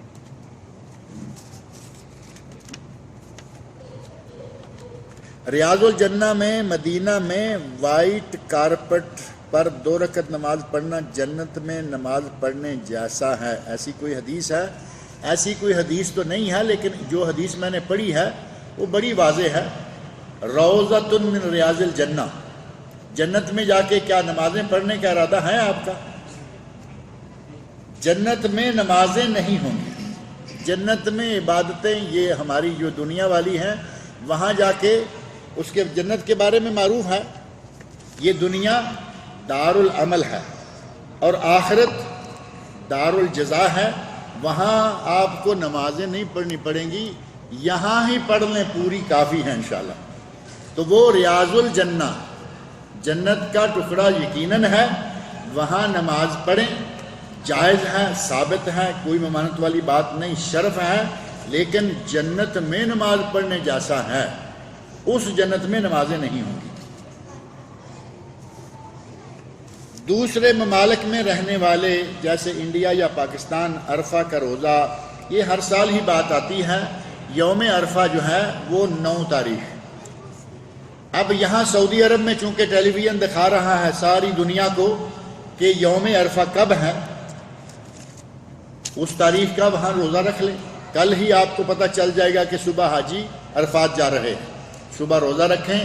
لیکن ہمارے پاکستان انڈیا میں اس دن 8 تاریخ ہوگی, صحیح ہے یا نہیں؟ ایک روزہ اگلے دن رکھ لیں کیونکہ وہاں اگلے دن 9 ہوگی, عید اس سے اگلے دن ہوگی. سیدھی سی بات ہے, 2 روزے رکھیں, 2 میں سے یقیناً ایک یوم عرفہ کا ہوگا, ایک کسی دوسرے دن کا ہوگا, اور ان 9 دنوں میں 9 روزے رکھنا جائز. اور ان دنوں کی عظمت اور فضیلت اتنی ہے, نبی اکرم صلی اللہ علیہ وسلم ارشاد فرماتے ہیں کہ ان 9 دنوں میں کیا ہوا کام اس کا مقابلہ دوسرا کوئی عمل نہیں کر سکتا. صحابی کہتے ہیں ولل جہاد ہو یا رسول اللہ, اے اللہ کے رسول جہاد بھی نہیں؟ تو آپ نے فرمایا ولل جہاد فی سبیل اللہ, جہاد بھی ان دنوں میں کیے گئے عمل کا مقابلہ نہیں کرتا. الا رجل, ایک آدمی خرج بنفسہ و مالہ, خود بھی نکلا اور جتنا گھر میں مال تھا وہ بھی ساتھ لے لیا. ولم یرجع بشیء منہما, اور دونوں میں سے کچھ واپس نہ لایا. مال بھی اللہ کی راہ میں خرچ کر دیا اور جان بھی اللہ کی راہ میں قربان کر دی, اس کا عمل بڑھ جائے گا. اس کے علاوہ مجاہد کا عمل بھی ان 9 دنوں میں کیے گئے عمل کا مقابلہ نہیں کر سکتا. لہذا یہ روزے رکھ لیں, 2 رکھ لیں, پاکستان والے, انڈیا والے, بنگلہ دیش والے, تو بہت ہی ثواب انشاءاللہ ہوگا. میرے بھائی ناصر جو ابو ظبی میں ہیں کافی بیمار ہیں, دعا فرمائیں کہ ان کے بھائی کو اللہ تعالیٰ شفائے کاملہ عاجلہ عطا فرمائے, اور بھی جو مریض ہیں ان کو بھی اللہ شفائے کاملہ عاجلہ عطا. یہاں جو میں پڑھ رہا ہوں تھوڑا آگے رکھیں تاکہ پھر یہ دب جائے گا تو پتہ نہیں چلے گا. کیا طواف زیارہ 10 والے دن ہی کرنا ہے یا 11-12؟ اگر کوئی حاجی تابان ہے, تابان کا لفظ تو یہاں سمجھا جاتا ہے نا, حاجی اتنا تھک گیا کہ وہ نہیں جا سکتا, یا بیمار ہو گیا, یا پاؤں میں تکلیف ہو گئی, تو وہ اس سے اگلے دن کر لے. پھر وہی کام آپ کر رہے ہیں, تھوڑا آگے بڑھ جائیں. یہاں رکھیں گے تو یہاں جو پہلے پڑے ہوئے ہیں وہ آ جائیں. چلے میں سائڈ چینج کر دیتا ہوں. اگر کوئی تھک جائے بہت زیادہ کہ وہ اب چل نہیں سکتا, تو وہ 11 تاریخ کو کر لے, 12 کو کر لے, 13 کو کر لے, اس کے لیے گنجائش ہے. لیکن یہ مجبوری کی حالت میں. زمزم اگر مکہ یا مدینہ کے باہر سے لیا جائے, باہر کیا جائے یا پیا جائے ہونا چاہیے تھا, اور دعا کی جائے تو قبول ہو جائے گی. زمزم جہاں بھی پئیں اور دعا مانگے, اللہ تعالیٰ اس دعا کو قبول کرے گا, کیونکہ اس کا تعلق زمزم سے ہے, جگہ سے نہیں. زمزم لما شرب لہ. نبی صلی اللہ علیہ وسلم نے کبھی کسی کا احسان اس معاملے میں نہیں لیا کہ مجھے کوئی ہدیہ تحفہ بھیجو, سوائے زمزم، یہ آپ صحابوں کو کہا کرتے تھے صحابہ کو کہ میرے لیے زمزم بھیجتے رہنا مکہ سے. اس وقت تو مدینہ سے ملتا نہیں تھا نا، آج تو مدینہ میں زمزم بے شمار ملتا ہے. کیا عمرہ کے بعد اپنے بال خود ہی کاٹ سکتے ہیں؟ بہتر یہ ہے کہ کسی سے کٹوائیں، اور اگر کوئی کاٹنے والا نہیں ہے، خاتون ہے تو وہ تو اتنے سے کاٹے گی، وہ پکڑ کے کاٹ لے، انشاءاللہ کوئی حرج نہیں. اب اپنے تو پورا سر کاٹ سکتا ہے کوئی؟ اپنے تو پورے بال نہیں کاٹے جا سکتے نا. میرا گنجا شاید ہو سکتا ہے، بلیڈ لیں ادھر سے ادھر سے جہاں سے کچھ کر سکتے ہیں. بہتر یہ ہے کہ کسی دوسرے سے کروا لیں. اگر کسی خاتون نے انجیکشن یا دوائی لی ماہواری روکنے کے لیے، اس کے بعد بھی احرام کی حالت میں یا دوران سفر ماہواری آ جائے تو کیا حکم ہے؟ ماہواری آ جائے تو وہ حضرت عائشہ رضی اللہ عنہا والا حج کریں جس طرح انہیں ماہواری آ گئی تھی، اور انہیں نبی صلی اللہ علیہ وسلم نے فرمایا تھا کہ جب تک پاک نہ ہو جاؤ طواف نہ کرو، باقی سارا حج کرتی رہو جو حاجی کرتے ہیں.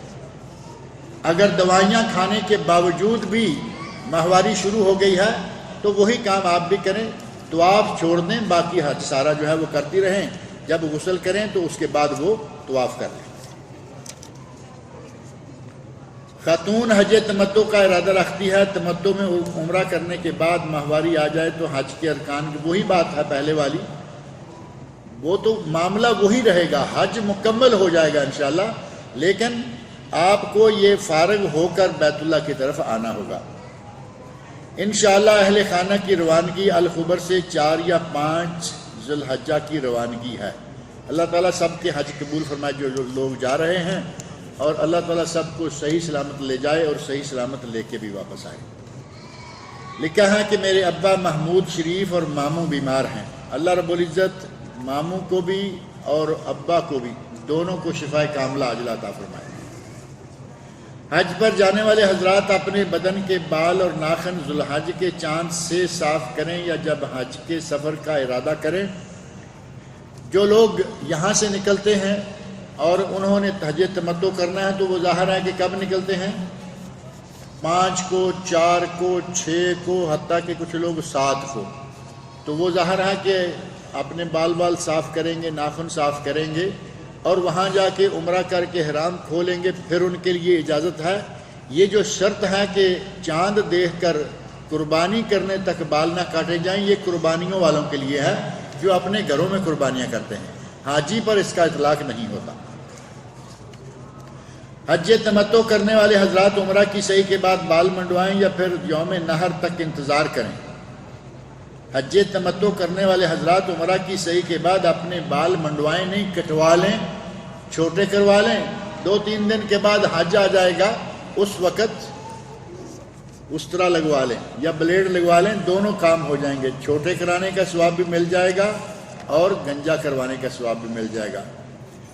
لکھا ہے کہ میری اہلیہ کو حمل دانی، بچہ دانی کی بیماری ہے. اگر وہ زیادہ کام کر لیں یا چل پھر لیں تو خون کے دھبے یا قطرے آنے لگتے ہیں. اس حالت میں ان کے لیے کیا احتیاط برتنا چاہیے؟ طواف و پاکی کے بارے میں تھوڑا سا. یہ جو بچہ دانی کی بیماری آپ کہہ رہے ہیں، اس کو استحاضہ کہا گیا ہے عربی میں. استحاضہ میں عورت اپنے شوہر کے لیے حلال ہے، عورت کے لیے نمازیں پڑھنا جائز ہے، عورت کے لیے روزہ رکھنا جائز ہے، عورت کے لیے حج، طواف، عمرہ سب جائز ہے. احتیاط صرف اتنی ہے کہ وہ کوئی پیڈ جیسے عام استعمال کرتی ہیں عورتیں مینسز میں، وہ پیڈ استعمال کریں، اور جیسے ہی پتہ چلے کہ خون ان دنوں میں چل رہا ہے، ان دنوں میں خاص طور پر اگر ہو سکے تو روزانہ غسل کر لیں. ہو سکے تو روزانہ غسل کریں، بلکہ بہتر یہ ہے موسم اچھا ہو تو ظہر عصر کے لیے غسل کر کے دونوں کو جمع کر کے پڑھ لیں. اور اگر غسل کی نوبت نہیں آتی یا اتنا غسل نہیں کیا جا سکتا تو نمازوں کو بر وقت پڑھتی رہیں. ہر نماز کے لیے الگ وضو کریں. ان کا ایک وضو 2 نمازوں کے لیے یا 3-4 کے لیے نہیں ہوگا، ہر نماز کے لیے وضو کریں. یہ حج بھی کر سکتی ہیں، عمرہ بھی کر سکتی ہیں، طواف بھی کر سکتی ہیں، حتیٰ کہ یہ اعتکاف بھی کر سکتی ہیں.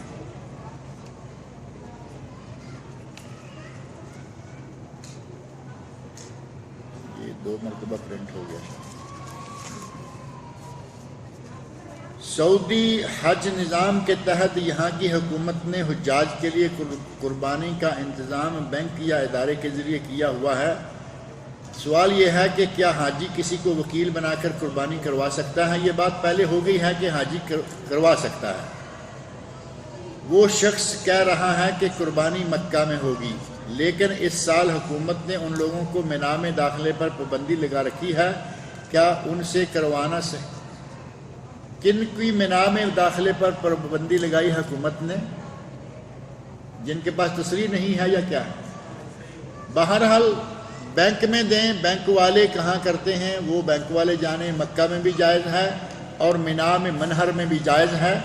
اسی طرح اگر کوئی آدمی خود حج کر رہا ہے، حج پہ گیا ہوا ہے، جا رہا ہے، اس کو آپ وکیل مقرر کرتے ہیں، جائز ہے، کوئی حرج والی بات نہیں ہے۔ لیکن اگر آپ گورنمنٹ کو دیتے ہیں، یہاں سے جمع کرائیں، وہاں جا کے جمع کرائیں، ان کا ایک بہت بڑا ایک سسٹم ہے، ایک نظام ہے۔ پاکستان یا انڈیا سے لانے والے ٹور آپریٹر بھی اسی طرح کی ذمہ داریاں قبول کرتے ہیں، ان سے بھی کروانا صحیح ہے؟ جو وکالت ہر حال میں صحیح ہے، جو بھی آدمی وکالت لیتا ہے آپ اس کو دے سکتے ہیں، لیکن مسئلہ یہ ہے کہ وکالت جس کو دے رہے ہیں کوئی معتمد آدمی ہو۔ پیسے اکٹھے کر کے لوگ حاجیوں کے پیسے مار جاتے ہیں، قربانیوں کے مارنا تو معمولی بات ہے۔ صحیح آدمی اگر کوئی ملے تو آپ اس کو وکیل بنا سکتے ہیں۔ حج بدل کرنے والے کی قربانی کا نام بینک میں کیسے دیں گے؟ جس آدمی کا حج ہے اس کا نام دیجیے، اپنا نام نہ دیجیے، کیونکہ وہ یہ نہیں کہیں گے کہ شناختی کارڈ بھی لاؤ اور یہ بھی لاؤ، نہیں، ان کو پیسے چاہیے اور نام چاہیے، بس ان کو نام اس کا دے دیں۔ اور اگر آپ اپنا نام دیتے ہیں اور آپ کی نیت یہ ہے کہ میں اس کی طرف سے کر رہا ہوں تب بھی جائز ہے، حرج والی کوئی بات نہیں انشاءاللہ۔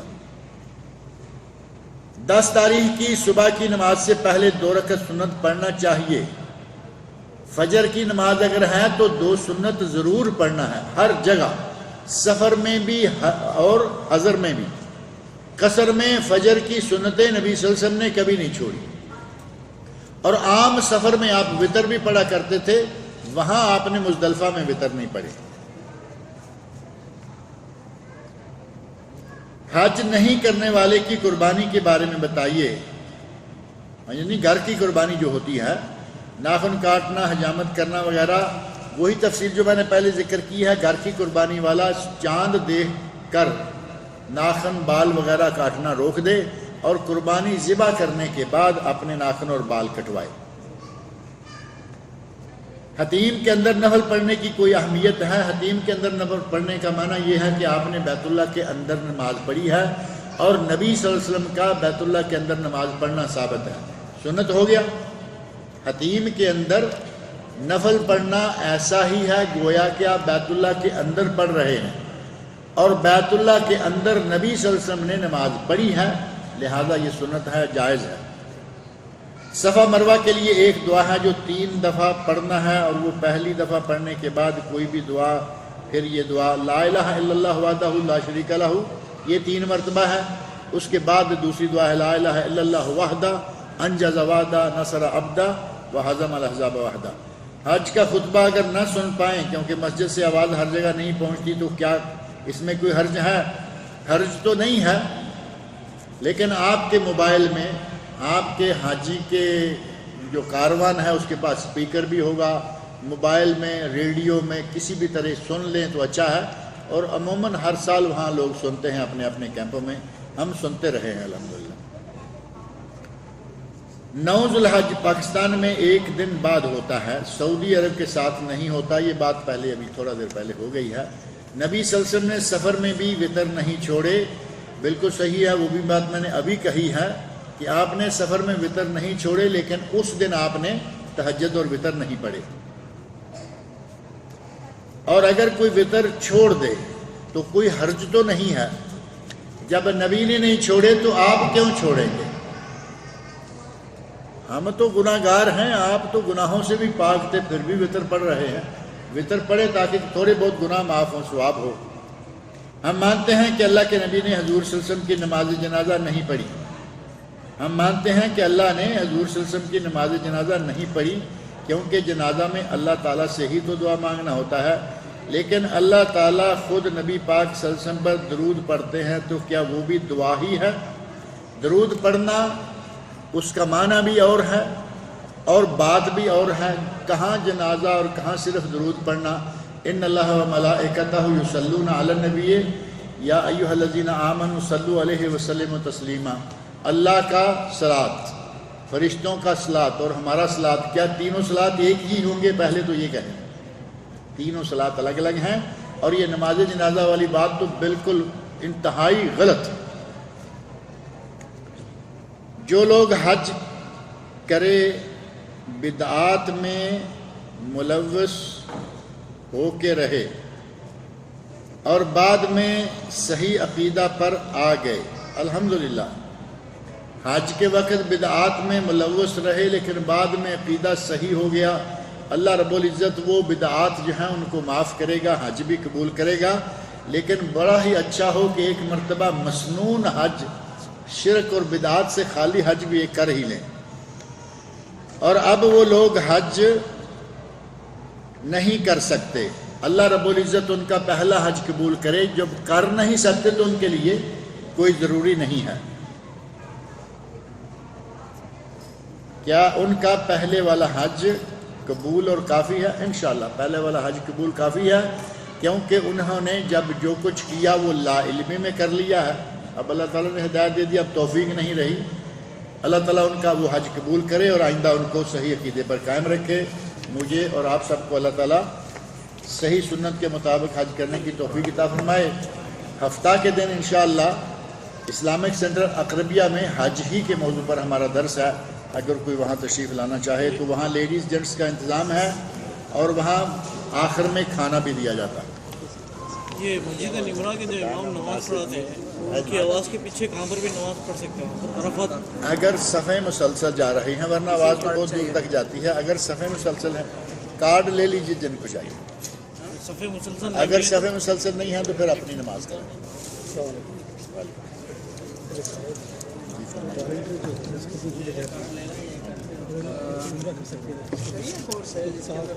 کر سکتے ہیں اگر وہ آرام سے والنٹیئر جاتے ہیں، وہ آرام سے عمرہ بھی حج بھی کرتے ہیں تو انشاءاللہ کوئی حج نہیں ہے، کل بھی کریں حج کریں۔ السلام، خیریت سے ہیں؟ ٹھیک ہے، ایک بات السلام علیکم، ادھر سامنے آ کے بات کریں لیکن میں آپ کو دیکھتا ہوں۔ السلام علیکم۔ کل جمعہ کا درس ہے مسجد عثمان میں، درس تو ہے لیکن ہفتے کے میں کہہ رہا ہوں جمعہ کو کیا درس ہوتا ہے وہ تو ہفتے کو عشاء کے بعد فوراً، جیسے یہاں ہے وہاں تھوڑا بعد میں جاتے ہیں، باہر سے لوگ آتے ہیں۔ 8